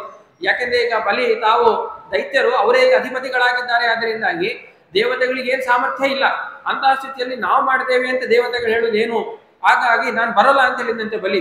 ಅದಕ್ಕೆ ದೇವತೆಗಳ ಇಂದ್ರ ಹೇಳ್ತಾನಂತೆ, ನೋಡು ಅಲ್ಲಲ್ಲ, ನೀನೇ ಮಾಡು, ನಿನ್ ಜೊತೆಗೆ ನಾವು ಸೇರ್ಕೊಳ್ತೇವೆ ಅಂತ. ಯಾಕೆ? ಭಗವಂತನ ಮಾತು ನೆನಪಾಯ್ತು ಅವನಿಗೆ. ಅರಯೋಪಿ ಸಂದೇಹ ಸತಿ ಕಾರ್ಯಾರ್ಥ ಗೌರವ. ಒಟ್ಟು ಕಾರ್ಯ ಆಗುವುದಲ್ಲಿ ಮುಖ್ಯ. ಆದ್ರಿಂದಾಗಿ ನಾವು ಏನ್ ಮಾಡಿದ್ರು ತಪ್ಪಿಲ್ಲ ಅಂತ. ಹಾಗಾಗಿ ಆ ಬಲಿ ಚಕ್ರವರ್ತಿ ಹೇಳಿದಂತೆ, ಇಲ್ಲ, ನೀನು ಆ ಕಾರ್ಯವನ್ನು ಮಾಡ್ತಿ, ನಿನ್ನ ಜೊತೆಗೆ ನಾವು ಸೇರ್ಕೊಳ್ತೇವೆ ಅಂತ ಹೇಳಿದ್ರಂತೆ. ಅದಕ್ಕೆ ಸರಿ ಅಂತ ಆ ಬಲಿ ಚಕ್ರವರ್ತಿ ಎಲ್ಲ ದೈತ್ಯರನ್ನು ಕೂಡ ತಾನು ಒಪ್ಪಿಸಿದ್ದಾನೆ. ಆಗ ಎಲ್ಲ ದೈತ್ಯರು ಕೂಡ ಹೂ ಅಂತ ಹೇಳಿದಾರಂತೆ. ಸರಿ, ಏನ್ ಮಾಡ್ಬೇಕು ಸಮುದ್ರ ಮಥನ ಅಂತ ಹೇಳಿದ್ರೆ ಮಂದರ ಪರ್ವತವನ್ನು ತಗೊಂಡ್ಬರ್ಬೇಕು ಮೊದಲು. ಅದು ಎಲ್ಲಿದೆ ಅಂತ ಹೇಳಿದ್ರೆ ಸಮುದ್ರ ಮಥನ ಆಗ್ತಾ ಇರುವಂತದ್ದು ಕ್ಷೀರ ಸಮುದ್ರದಲ್ಲಿ. ಮಂದರ ಪರ್ವತ ಇರೋದು ಎಲ್ಲಿ ಅಂತ ಹೇಳಿದ್ರೆ ಊಹೆನೂ ಮಾಡ್ಲಿಕ್ಕೆ ಸಾಧ್ಯ ಇಲ್ಲ. ಅದೇ ಭಾಗವತವನ್ನು ನಾವು ತಿಳಿದಾಗ ಅಲ್ಲಿ ಪಂಚಮಸ್ಕಂದದಲ್ಲಿ ತಿಳಿಸುವಂತದ್ದು ಮಂದರ ಪರ್ವತ ಮತ್ತು ಈ ಕ್ಷೀರ ಸಮುದ್ರ ಅಂತ ಹೇಳಿದ್ರೆ ಒಂದಕ್ಕೊಂದು ಸಂಬಂಧನೇ ಇಲ್ಲದೆ ಇರುವಂತಹ ಪ್ರದೇಶದಲ್ಲಿ ಇರುವಂತಹ ಎರಡು ಸ್ಥಳಗಳು ಅಂತ. ಏನ ಮಂದರ ಪರ್ವತ ಅಂತ ಹೇಳಿದ್ರೆ ಅದು ಮೇರು ಪರ್ವತಕ್ಕೆ ಉಪಷ್ಟಂಭಕ ಪರ್ವತ ಅಂತ ಕರೀತಾರೆ ಅದನ್ನ. ಏನು ಮೇರು ಪರ್ವತ ಅಂತ ಹೇಳಿದ್ರೆ ಅದು ಬಂಗಾರಮಯವಾಗಿರುವಂತಹ ಪರ್ವತ. ಆ ಎಲ್ಲ ಪರ್ವತಗಳು ನಮಗೆ ಶಿಖರ ಮೇಲ್ಗಡೆ ಕಾಣಿಸ್ತದೆ. ಆದ್ರೆ ಈ ಮೇರು ಪರ್ವತದ ವಿಶಿಷ್ಟತೆ ಏನು ಅಂತ ಹೇಳಿದ್ರೆ ಅದರ ಶಿಖರ ಕೆಳಗಡೆ ಇದೆ, ಮೇಲೆ ದಪ್ಪವಾಗುವಂತಹ ಭಾಗ ಇದೆ. ಹಾಗಾಗಿ ಅದು ಸರಿಯಾಗಿ ನಿಂತ್ಕೊಳ್ಳಕ್ ಆಗೋಲ್ಲ. ಅದರಿಂದಾಗಿ ಅದಕ್ಕೆ ಉಪಷ್ಟಬ್ಧವಾಗಿ 4 ದಿಕ್ಕುಗಳಲ್ಲಿ 4 ಪರ್ವತಗಳು. ಅದರಲ್ಲಿ ಒಂದು ದಿಕ್ಕಿನಲ್ಲಿರುವಂತಹ ಪರ್ವತ ಅಂತ ಹೇಳಿದ್ರೆ ಮಂದರ ಪರ್ವತ. ಆ ಮಂದರ ಪರ್ವತವನ್ನು ಆ ಮೇರುವಿನಲ್ಲಿಂದ ತೆಗೆದುಕೊಂಡು ಬಂದು ಇಲ್ಲೆಲ್ಲೋ ಕ್ಷೀರ ಸಮುದ್ರದಲ್ಲಿ ಆ ಮಂದರ ಪರ್ವತವನ್ನು ಇಟ್ಟು ಅದನ್ನು ಸಮುದ್ರದಲ್ಲಿ ಮಥನ ಮಾಡಬೇಕು ಅಂತ. ಅದನ್ನ ಹೇಗೆ ತರಬೇಕು? ಸರಿ, ಹೋದ್ರೆ ದೇವತೆಗಳು ದೈತ್ಯರು ಎಲ್ಲ ಸೇರಿ ಹೋದ್ರು. ಆದ್ರೆ ಅದನ್ನ ಅಲುಗಾಡಿಸ್ಲಿಕ್ಕೂ ಕೂಡ ಸಾಧ್ಯ ಆಗಲಿಲ್ಲಂತೆ ಯಾರಿಗೂ ಕೂಡ. ಆಗ ಮತ್ತೆ ಎಲ್ಲರೂ ಕೂಡ ಭಗವಂತನಲ್ಲಿ ಪ್ರಾರ್ಥನೆ ಮಾಡಿದಾಗ ಗರುಡಾರೂಢನಾಗಿ ಭಗವಂತ ಅಲ್ಲಿ ಬಂದಿದ್ದಾನೆ. ಕೇವಲ ತನ್ನ ಒಂದು ತಾನು ಬರಬೇಕಾದ್ರೆ ಗರುಡನಿಗೆ ತನ್ನ ಒಂದು ರೆಪ್ಪೆಯನ್ನು ಬಾರಿಸು ಅಂತ ಹೇಳಿದ. ಅಷ್ಟೊತ್ತಿಗೆ ಆ ಮಂದರ ಪರ್ವತ ಅಲ್ಲಿಂದ ಎದ್ದೇಳಿತು. ಭಗವಂತ ಆ ಪರ್ವತವನ್ನು ಎತ್ತಿ ಗರುಡದ ಮೇಲೆ ಇಟ್ಟಿದ್ದಾನಂತೆ. ಇಟ್ಟು ಸರಿ ಹೋಗೋಣ ಅಂತ, ಕ್ಷೀರ ಸಮುದ್ರದ ಹತ್ರ ಹೋಗೋಣ ಅಂತ ಮುಂದೆ ಸಾಗಿದ್ದಾರೆ. ಆ ಸಮಯದಲ್ಲಿ ಮತ್ತೆ ದೇವದಾನವರಿಗೆ ಇನ್ನೇನು ಮಂದರ ಪರ್ವತ ಎಬ್ಬಿಸಿದಾಯ್ತು ಅಲ್ಲಿಂದಾಗಿ, ಈಗ ನಾವು ಹಿಡ್ಕೊಳ್ಬಹುದು ಅಂತ ತಿಳ್ಕೊಂಡ್ರಂತೆ ಅವರು. ಅದಕ್ಕೆ ಭಗವಂತನಲ್ಲಿ ನೋಡಿದ್ರಂತೆ. ಭಗವಂತ ಹೌದಾ ಸರಿ ಎತ್ಕೊಳ್ರಿ ಅಂತ ಹೇಳಿ ಭಗವಂತ ಆ ಗರುಡನ ಮೇಲೆ ಎತ್ತಿರುವಂತಹ ಪರ್ವತವನ್ನು ತೆಗೆದು ಆ ದೇವದಾನವರಿಗೆ ಕೊಟ್ರೆ ಅದನ್ನು ಹಿಡ್ಕೊಳ್ಳಿಕ್ಕೂ ಆಗ್ಲಿಂತ 2 ಹೆಜ್ಜೆನೂ ಮುಂದಿಡ್ಲಿಕ್ಕೆ ಆಗದೆ ಆ ಪರ್ವತ ಕೆಲವೊಂದು ದೈತ್ಯರು ದೇವತೆಗಳ ಕಾಲಿನ ಮಧ್ಯದಲ್ಲಿ, ತಲೆಯ ಮಧ್ಯದಲ್ಲಿ ಎಲ್ಲರೂ ಕೂಡ ಪುಡಿ ಪುಡಿ ಆಗೋಗಿದ್ದಾರಂತೆ ಅದರ ಕೆಳಗಡೆ ಸಿಕ್ಕವರಾಗಿ. ಇದರಿಂದಾಗಿ ಮತ್ತೆ ಅಳಿದುಳಿದಿರುವಂತಹ ಎಲ್ಲ ದೇವತೆಗಳು ಕೂಡ ಮತ್ತೆ ಭಗವಂತನಲ್ಲಿ ಪ್ರಾರ್ಥನೆ ಮಾಡಿದಾಗ ಆ ಭಗವಂತ ಸರಿ ಅಂತ ಹೇಳಿ ಮತ್ತೆ ತಾನು ಆ ಪರ್ವತವನ್ನು ಎತ್ತಿ ಆ ಗರುಡನ ಮೇಲೆ ಇಟ್ಟಿದ್ದಾನೆ. ಆಮೇಲೆ ಮತ್ತೆ ಉಳಿದಿರುವಂತಹ ಎಲ್ಲ ಪುಡಿ ಪುಡಿಯಾಗಿರುವಂತಹ ದೇವತೆಗಳು ದಾನವರೆಲ್ಲರೂ ಕೂಡ ಇದ್ದಾರೆ. ಅವರೆಲ್ಲರೂ ಇಲ್ಲದೆ ನಾವು ಈ ಮತ್ತೆ ಸಮುದ್ರ ಮಥನವನ್ನು ಮಾಡ್ಲಿಕ್ಕೆ ಆಗೋಲ್ಲ ಅಂತ ಭಗವಂತನಲ್ಲಿ ಪ್ರಾರ್ಥನೆ ಮಾಡಿದಾಗ ಆ ಭಗವಂತ ಕರುಣಾ ದೃಷ್ಟಿಯಿಂದಾಗಿ ಒಮ್ಮೆ ನೋಡಿದ್ದಂತೆ ಅವರನ್ನು. ಅಷ್ಟೇ ನೋಡಿದ್ರೆ ಸಾಕು, ಮತ್ತೆ ಎಲ್ಲರೂ ಮೊದಲು ಹೇಗಿದ್ರೋ ಹಾಗೆ ತುಂಬಾ ಸಮರ್ಥರಾಗಿ ತಾವು ಎದ್ದು ನಿಂತ್ಕೊಂಡ್ಬಿಟ್ಟಿದ್ದಾರಂತೆ. ಎದ್ದು ನಿಂತ್ಕೊಂಡು ತಾವು ಮತ್ತೆ ಸರಿ ಸಮುದ್ರ ಮಥನ ಮಾಡೋಣ ಅಂತ ತಾವು ಮತ್ತೆ ಕ್ಷೀರ ಸಮುದ್ರದ ಪ್ರಯಾಣ ಸಾಗಿಸಿದ್ದಾರೆ. ಅಲ್ಲಿ ಕ್ಷೀರ ಸಮುದ್ರದ ಮಧ್ಯದಲ್ಲಿ ಹೋಗಿ ಮಂದರ ಪರ್ವತವನ್ನು ಇಟ್ರು ಕಡಿಬೇಕು ಅಂತ. ಮಂದರ ಪರ್ವತವನ್ನು ಇಟ್ಟು ಕೂಡಲೇ ಮತ್ತೆ ಅದು ಒಳಗೆ ಮುಳುಗೋಕೆ ಆರಂಭ ಆಯ್ತಂತೆ. ಮತ್ತಿದೇನ್ ಫಜೀತಿ ಬಂತು ಅಂತ ಆಲೋಚನೆ ಮಾಡುವಂತಹ ಸಮಯದಲ್ಲಿ ಮತ್ತೆ ದೇವರಲ್ಲಿ ಪ್ರಾರ್ಥನೆ ಮಾಡುದು. ಬೇರೆ ಒಂದು ಆಪ್ಷನ್ ಇಲ್ಲ ಅವರಿಗೆ. ಏನಾದ್ರೂ ಕೂಡ ಭಗವಂತನಲ್ಲೇ ಪ್ರಾರ್ಥನೆ ಮಾಡಬೇಕು. ಆಗ ಮತ್ತೆ ದೇವತೆಗಳಲ್ಲೂ ಭಗವಂತನಲ್ಲೇ ಪ್ರಾರ್ಥನೆ ಮಾಡಿದಾಗ ಆಗ ಭಗವಂತ ತಾನೊಂದು ಕೂರ್ಮ ರೂಪವನ್ನು, ಅದೇ ನಾವೇನು ದಶಾವತಾರಗಳಲ್ಲಿ ಕಾಣ್ತೇವೆ ಕೂರ್ಮ ರೂಪ, ಆ ಕೂರ್ಮ ರೂಪನಾಗಿರುವಂತಹ ಭಗವಂತ ತಾನು ಆ ಮಂದರ ಪರ್ವತದ ಕೆಳಗಡೆ ಹೋಗ್ಬಿಟ್ಟು ತನ್ನ ಒಂದು ಬೆನ್ನಿನ ಮೇಲೆ ಆ ಪರ್ವತವನ್ನು ಇಟ್ಕೊಂಡಂತೆ. ಇನ್ನು ಮಂದರ ಪರ್ವತ ಕೆಳಗೆ ಇಳಕ್ಕಿಲ್ಲ ಅಂತ ಆ ರೀತಿಯಾಗಿ ತಾನು ಮಾಡಿದ. ಸರಿ ಅಂತೇಳಿ ಇನ್ನು ಮಥನ ಮಾಡಬೇಕು. ಹಗ್ಗ ಯಾವುದು ಅಂತ ಹೇಳಿದ್ರೆ ವಾಸುಕಿ, ಅವನು ಕಾಮರೂಪಿ. ಸರ್ಪಗಳು ಅಂತ ಹೇಳಿದ್ರೆ ಕಾಮರೂಪಿಗಳು, ಎಷ್ಟು ಬೇಕಷ್ಟು ದೊಡ್ಡದು ಆಗುವಂತಹ ಸಾಮರ್ಥ್ಯ ಇದೆ. ಆದ್ರಿಂದಾಗಿ ಕಾಮರೂಪಿಯಾಗಿರುವಂತಹ ವಾಸುಕಿಯನ್ನೇ ನೀನು ಹಗ್ಗವಾಗಬೇಕು ಈ ಮಥನಕ್ಕೆ ಅಂತ ಪ್ರಾರ್ಥನೆ ಮಾಡಿ ಆ ವಾಸುಕಿಯನ್ನು ಒಪ್ಪಿಸಿದ್ದಾರಂತೆ. ಅವನು ಕೇಳಿದ ನಂಗೂ ಮತ್ತೆ ಅಮೃತ ಬೇಕು ಅಂತ. ಅದಕ್ಕೆ ಒಪ್ಕೊಂಡ್ರು ದೇವತೆಗಳು. ಕೆಳಗೆ ಬಿದ್ದಿರುವಂತಹ ಅಮೃತಗಳನ್ನು ಆ ವಾಸುಕಿ ತಾನು ಕುಡಿತಾನೆ ಮತ್ತೆ. ಅದಕ್ಕೆ ತಾನು ಒಪ್ಪಿಕೊಂಡು ತಾನು ಸುತ್ತಕೊಂಡ ಆ ಪರ್ವತಕ್ಕೆ ಸುತ್ತಕೊಂಡು ದೇವತೆಗಳು ಮತ್ತೆ ದೈತ್ಯರಲ್ಲಿ ಹೇಳಿದ್ರಂತೆ, ನೋಡಿ ನಾವು ಬಾಯಿ ಹತ್ರ ಹೋಗ್ತೀವಿ, ನೀವು ಕುಚ್ಚದ ಹತ್ರ ಹೋಗಿ, ಬಾಲದ ಹತ್ರ ಹೋಗಿ ಅಂತ ಹೇಳಿದ್ರೆ ಮತ್ತೆ ಅವನು ಇದು ಬಲಿ ಚಕ್ರವರ್ತಿ ದೈತ್ಯಾಧಿಪತಿ ತಾನು ಹೇಳ್ತಾನಂತೆ ಅಮಂಗಳ ಪುಚ್ಛಂ ಅಮಂಗಳಂ, ಸರ್ಪದ ಪುಚ್ಛ ಅಹಿ ಪುಚ್ಛಂ ಅಮಂಗಳಂ ಅಂತ. ಸರ್ಪದ ಬಾಲ ಅಂತ ಹೇಳಿದ್ರೆ ಅದು ಅಮಂಗಳ, ಅಲ್ಲಿ ನಮ್ಮನ್ನು ಕಳಿಸ್ತೇವೆ, ನಾವು ಬರಲು ಹೋಗು ಅಂತ ಮತ್ತೆ ಕಳಿಸೋದಕ್ಕೆ ಇಲ್ಲ ನೀವೇ ಮುಖದ ಹತ್ರ ಹೋಗಿ ನಾವೇ ಬಾಲದ ಹತ್ರ ಹೋಗಿ ಅಂತ ಹೇಳ್ತಂತೆ ಭಗವಂತನ ಭಕ್ತರಾಗಿರುವಂತಹ ದೇವತೆಗಳು. ಯಾಕೆ ಅಂತ ಹೇಳಿದ್ರೆ ಭಗವಂತ ಹೇಳಿರುವಂತಹ ಮಾತು ಅವರಿಗೆ ನೆನಪಿದೆ, ಅರಯೋಪಿ ಸಂದೇಹ ಸತಿ ಕಾರ್ಯಾರ್ಥ ಗೌರವೇ ಅಂತ. ಒಟ್ಟು ಕಾರ್ಯ ಆಗೋದು ಮುಖ್ಯ, ಅದರಿಂದಾಗಿ ನೀವೇ ಬಾಯಿ ಹತ್ರ ಇರ್ರಿ ಅಂತ ಹೇಳಿದ್ರಂತೆ. ಎಲ್ಲ ದೈತ್ಯರು ಕೂಡ ತಾವು ಬಾಯಿ ಹತ್ರ ನಿಂತುಕೊಂಡಿದ್ದಾರೆ. ದೇವತೆಗಳೆಲ್ಲರೂ ಕೂಡ ಬಾಲದ ಹತ್ರ ನಿಂತುಕೊಂಡು ಇಬ್ಬರು ಎಲ್ಲವನ್ನು ಕೂಡ ಹಿಡಿದುಕೊಂಡು ತಾವು ಮಥನೆ ಮಾಡ್ತಾ ಇರ್ಬೇಕಾದ್ರೆ ಮೊದಲು ಬಂದಿರುವಂತದ್ದು ಅಲ್ಲಿಂದ ಹಾಲಾಹಲ ವಿಷ. ಆ ಹಾಲಾಹಲ ವಿಷದ ಪ್ರಸಂಗವು ಕೂಡ ಮತ್ತೆ ತುಂಬಾ ದೊಡ್ಡದು. ಅದನ್ನ ಸಂಕ್ಷಿಪ್ತವಾಗಿ ನೋಡೋದಂತ ಹೇಳಿದ್ರೆ ಅದನ್ನ ಮೊದಲು ವಾಯುದೇವರು ತಾವು ಸ್ವೀಕಾರ ಮಾಡಿದ್ರಂತೆ. ಸ್ವೀಕಾರ ಮಾಡಿ 95% ಅಷ್ಟು ಆ ಇಡೀ ಹಾಲಾಹಲ ವಿಷವನ್ನು ಕುಡಿದ್ರು. ಇನ್ನೊಂದು 5% ಉಳಿಸಿದ್ದಾರೆ. ಆ 5% ಅಲ್ಲಿರುವಂತಹ ವಿಷವನ್ನು ಎಲ್ಲ ಅದರಲ್ಲಿರುವಂತಹ ಸಾರವನ್ನೆಲ್ಲವನ್ನು ಕೂಡ ತಿಕ್ಕಿ ತೆಗೆದು ಅದನ್ನು ಕುಡಿದು ಉಳಿದಿರುವಂತಹ ಸ್ವಲ್ಪ ವಿಷದ ಭಾಗವನ್ನು ಆ ರುದ್ರದೇವರಿಗೆ ಕೊಟ್ರೆ ರುದ್ರದೇವರ ಅಷ್ಟು ಸಾರವನ್ನು ತೆಗೆದಿರುವಂತಹ ವಿಷವನ್ನು ತಾವು ಪಾನ ಮಾಡಿದರೂ ಕೂಡ ಅದನ್ನು ಜೀರ್ಣಿಸ್ಕೊಳ್ಳಿಕ್ಕೆ ಆಗದೆ ಕಂಠ ಸುಟ್ಲಿಕ್ಕೆ ಆರಂಭ ಆಯ್ತಂತೆ ಅವರಿಗೆ. ಅದಕ್ಕೆ ಮತ್ತೆ ಆ ರುದ್ರದೇವ ತನ್ನ ಕಂಠಕ್ಕೆ ಸರ್ಪವನ್ನು ಕಟ್ಟಿದ್ದಾನೆ, ತಲೆ ಮೇಲೆ ಗಂಗೆಯನ್ನು ಇಟ್ಕೊಂಡಿದ್ದಾನೆ, ಜೊತೆಗೆ ತಂಪಾಗಿರುವಂತಹ ಚಂದ್ರನನ್ನು ತಲೆಯಲ್ಲಿ ಕೂಡ ಇಟ್ಕೊಂಡಿದ್ದಾನೆ, ನೀಲಕಂಠನಾಗಿದ್ದಾನೆ ರುದ್ರದೇವ. ಹಾಗಾಗಿ ಇಂತಹ ಒಂದು ಹಾಲಾಹಲ ವಿಷ ಅದರ ಪ್ರಭಾವ ಹೊಂದಿದೆ. ಜೊತೆಗೆ ಆ ವಾಸುಕಿ ಅಂತ ಹೇಳಿದ್ರೆ ಅದು ಸರ್ಪ, ಅದರ ಬಾಯಿಂದಾಗಿ ಬರುವಂತಹ ವಿಷವು ಕೂಡ ಅತ್ಯಂತ ಬಲಿಷ್ಠವಾಗಿರುವಂತಹ ವಿಷ. ಇದೆಲ್ಲವೂ ಕೂಡ ದೈತ್ಯರ ಮೇಲೆ ಬೀಳ್ತಾನೆ ಇದೆ ಅಂತೆ. ಇದನ್ನು ಸಹಿಸಿಕೊಳ್ಳಿಕ್ಕೇನೆ ಆಗ್ತಾ ಇಲ್ಲ ದೈತ್ಯರಿಗೆ. ಹಾಗಾಗಿ ಆದ್ರೂ ಕೂಡ ಏನು ನಾವು ಪುಚ್ಚದ ಹತ್ರ ಹೋಗಲ್ಲ, ಬಾಲದ ಹತ್ರ ಹೋಗಲ್ಲ ಅಂತ ನಾವೇ ಹೇಳಿ ಬಂದಿದ್ದೇವೆ. ಆದ್ರಿಂದಾಗಿ ನಾವು ಬಿಡುವುದಿಲ್ಲ, ನಾವು ಮಾಡೇ ಮಾಡ್ತೇವೆ ಅಂತ ಹಾಗೆ ಕಷ್ಟಪಟ್ಟು ದೇವದಾನವರು ಎಲ್ಲರೂ ಕೂಡ ತಾವು ಸಮುದ್ರ ಮತವನ್ನು ಮಾಡ್ತಾ ಇದ್ದಾರೆ. ಸುಸ್ತಾಗ್ತಾ ಇದೆ. ಈ ಸಂದರ್ಭದಲ್ಲಿ ಮತ್ತೆ ದೇವತೆಗಳು ಭಗವಂತನಲ್ಲಿ ಪ್ರಾರ್ಥನೆ ಮಾಡಿದಾಗ ಆ ಭಗವಂತ ನೋಡಿ ಎಷ್ಟು ಕರುಣಾಮೂರ್ತಿ ಅಂತ ಹೇಳಿದ್ರೆ ಆ ಎಲ್ಲಾ ದೇವತೆಗಳ ಒಳಗೆ, ಎಲ್ಲ ದಾನವರ ಒಳಗೆ ತಾನು ಹೋಗಿ ನಿಂತಿದ್ದಾನೆ. ಅಷ್ಟೇ ಅಲ್ಲ, ಒಂದು ಕಡೆ ದೇವತೆಗಳ ಕಡೆ ತಾನು ಬಂದು ನಿಂತಿದ್ದಾನೆ, ದೈತ್ಯರ ಕಡೆಯೂ ಕೂಡ ತಾನು ಬಂದು ನಿಂತು ತಾನೇ ಮಥನವನ್ನು ಕೂಡ ಮಾಡ್ತಾ ಇದ್ದಾನೆ ಆಚೆ ಈಚೆ ಸೇರಿಕೊಂಡು. ಸರಿ, ಇನ್ನು ಮಥನ ಮಾಡ್ತಾ ಇದ್ದಾನೆ, ಇನ್ನು ಸರಿ ಆಗ್ತಾ ಇದೆ ಅಂತ ತಿಳ್ಕೊಳ್ಬೇಕು ಅಂತ ಹೇಳಿದ್ರೆ ಆ ಮಥನಕ್ಕೆ ಕೆಳಗಡೆ ಕೂರ್ಮರೂಪಿ ಪರಮಾತ್ಮ ಇದ್ದಾನೆ, ಅದರಿಂದಾಗಿ ಕೆಳಗೇನು ಹೋಗ್ತಾ ಇಲ್ಲ. ಆದ್ರೆ ಮಥನ ಮಾಡಿದಾಗ ಆ ಪರ್ವತ ಮೇಲ್ಹಾರಕ್ಕೆ ಆರಂಭ ಆಯ್ತಂತೆ. ಹಾಗೆ ಮತ್ತೆ ಭಗವಂತ ಆ ಪರ್ವತದಿಂದ ಎತ್ತರವಾಗಿರುವಂತಹ ರೂಪವನ್ನು ಎತ್ತುಕೊಂಡು ತನ್ನ ಕೈಯನ್ನು ಅಲ್ಲಿ ಇಟ್ಟುಕೊಂಡು ಆ ಪರ್ವತ ಮೇಲೂ ಕೂಡ ಹೋಗದೇ ಇರುವಂತಹ ರೀತಿಯಲ್ಲಿ ತಾನು ಅಲ್ಲಿ ಸ್ತಬ್ಧವನ್ನಾಗಿ ಮಾಡಿದ್ದಾನೆ. ಕೆಳಗಡೆಯೂ ಕೂಡ ಹೋಗ್ತಾ ಇಲ್ಲ. ಸರಿ, ಇನ್ನು ಮಥನ ಆರಂಭವಾಯಿತು. ಎಷ್ಟು ಘರ್ಷಣೆ ಆಯಿತು ಅಂತ ಹೇಳಿದ್ರೆ ಪರ್ವತನೇ ಮುರಿಯುವಂತಹ ಸ್ಥಿತಿ ಬಂತು. ಇದೊಂದು ಮತ್ತೆ ಕಷ್ಟ ಬಂತು. ಈಗ ಮತ್ತೆ ದೇವತೆಗಳು ಪ್ರಾರ್ಥನೆ ಮಾಡಿದ್ರೆ ಆ ಭಗವಂತ ಪರ್ವತದ ಒಳಗಡೆಯೂ ಕೂಡ ಹೋಗಿ ಒಂದು ರೂಪದಿಂದಾಗಿ ತಾನು ನೆಲೆಸಿದ್ದಾನೆ ಅಂತ. ಒಟ್ಟು ಒಂದು ಸಮುದ್ರ ಮಥನವನ್ನು ನಾವು ನೋಡ್ತೇವೆ ಅಂತ ಹೇಳಿದ್ರೆ ಭಗವಂತನ ಎಷ್ಟೆಷ್ಟು ರೂಪಗಳ ವರ್ಣನೆ ಅಲ್ಲಿ ಆಗಿದೆ. ಇನ್ನು ಎಷ್ಟೋ ಭಗವಂತನ ರೂಪಗಳ ಚಿಂತನೆಯನ್ನು ನಾವು ಮಾಡುವಂತದ್ದಾಗಿರುವಂತಹ ಈ ಸಮುದ್ರ ಮಥನ ಪ್ರಸಂಗ ಕೊನೆಗೆ ಅದರಿಂದಾಗಿ ಅನೇಕವು ಹೊರಗೆ ಬಂತು. ಆ ಉಚ್ಚೈಷವಸ್ಸು ಬಂತು, ಐರಾವತಗಳು ಬಂದು, ಎಲ್ಲವೂ ಕೂಡ ಬಂದು, ಸಾಕ್ಷಾತ್ ಲಕ್ಷ್ಮೀದೇವಿ ಬಂದು, ನಂತರ ಧನ್ವಂತರಿ ರೂಪಿ ಪರಮಾತ್ಮ ತಾನು ಧನ್ವಂತರಿ ಔಷಧ ಪ್ರೇರಕನಾಗಿರುವಂತಹ ಆಯುರ್ವೇದ ಪ್ರೇರಕನಾಗಿರುವಂತಹ ಧನ್ವಂತರಿ ರೂಪಿ ಪರಮಾತ್ಮ ತಾನು ಬಂದಿದ್ದಾನೆ. ಕೊನೆಗೆ ಧನ್ವಂತರಿ ರೂಪಿ ಪರಮಾತ್ಮ ತಾನು ಬರ್ತಾ ಜ್ಞಾನಂ ಸುಧಾ ಕಲಶಮೇವಚ ಸಂದಧಾನಂ ಅಂತ ಆಚಾರ್ಯರು ಹೇಳುವಂಥದ್ದು. ತಾವು ಧನ್ವಂತರಿ ರೂಪಿ ಪರಮಾತ್ಮ ಬರ್ತಾ ಒಂದ್ ಕೈಯಲ್ಲಿ ಜ್ಞಾನ ಮುದ್ರೆ, ಇನ್ನೊಂದು ಕೈಯಲ್ಲಿ ಅಮೃತ ಕಲಶವನ್ನು ತಾನು ಹಿಡಿದುಕೊಂಡು ಮೇಲೆ ಬಂದಿದ್ದಾನೆ ಅಂತ. ಆ ಅಮೃತ ಕಲಶವನ್ನು ಮತ್ತೆ ದೇವತೆಗಳಿಗೇನೆ ತಲುಪಿಸಿದ. ಅದು ಕೂಡ ಭಗವಂತನದ್ದೇ ವ್ಯವಸ್ಥೆ. ಮತ್ತೊಂದು ಮೋಹಿನಿ ರೂಪವನ್ನು ಭಗವಂತನು ತಾನು ತಾಳಿದ, ಎಲ್ಲ ದೈತ್ಯರನ್ನು ಮೋಹಗೊಳಿಸಿದ. ಕೊನೆಗೆ ದೇವತೆಗಳಿಗೆ ಮಾತ್ರ ತಾನು ಅಮೃತವನ್ನು ನೀಡಿ ಆ ದೇವತೆಗಳಿಗೆ ಬಂದಿರುವಂತಹ ಕಷ್ಟವನ್ನೆಲ್ಲವನ್ನು ಕೂಡ ಭಗವಂತ ತಾನು ಪರಿಹಾರ ಮಾಡಿದ್ದಾನೆ. ಇಷ್ಟು ನಾವು ಸಮುದ್ರ ಮಥನವನ್ನು ನೋಡುವಂತಹ ಪ್ರಸಂಗ. ಈ ಪ್ರಸಂಗ ಯಾಕೆ ನೋಡಿದ್ವಿ ನಾವು ಇಲ್ಲಿ ಅಂತ ಹೇಳಿದ್ರೆ, ಈ ಹರಿಕಥಾಮೃತ ಸಾರ ಎನ್ನುವಂತಹ ಗ್ರಂಥದಲ್ಲಿ ಅಮೃತ ಎನ್ನುವಂತಹ ಪದ ನಮ್ಗೆ ಇಷ್ಟೆಲ್ಲವನ್ನು ಕೂಡ ತಾನು ಸೂಚನೆ ಮಾಡ್ತದೆ ಅಂತ. ಇದೇ ಅಮೃತ.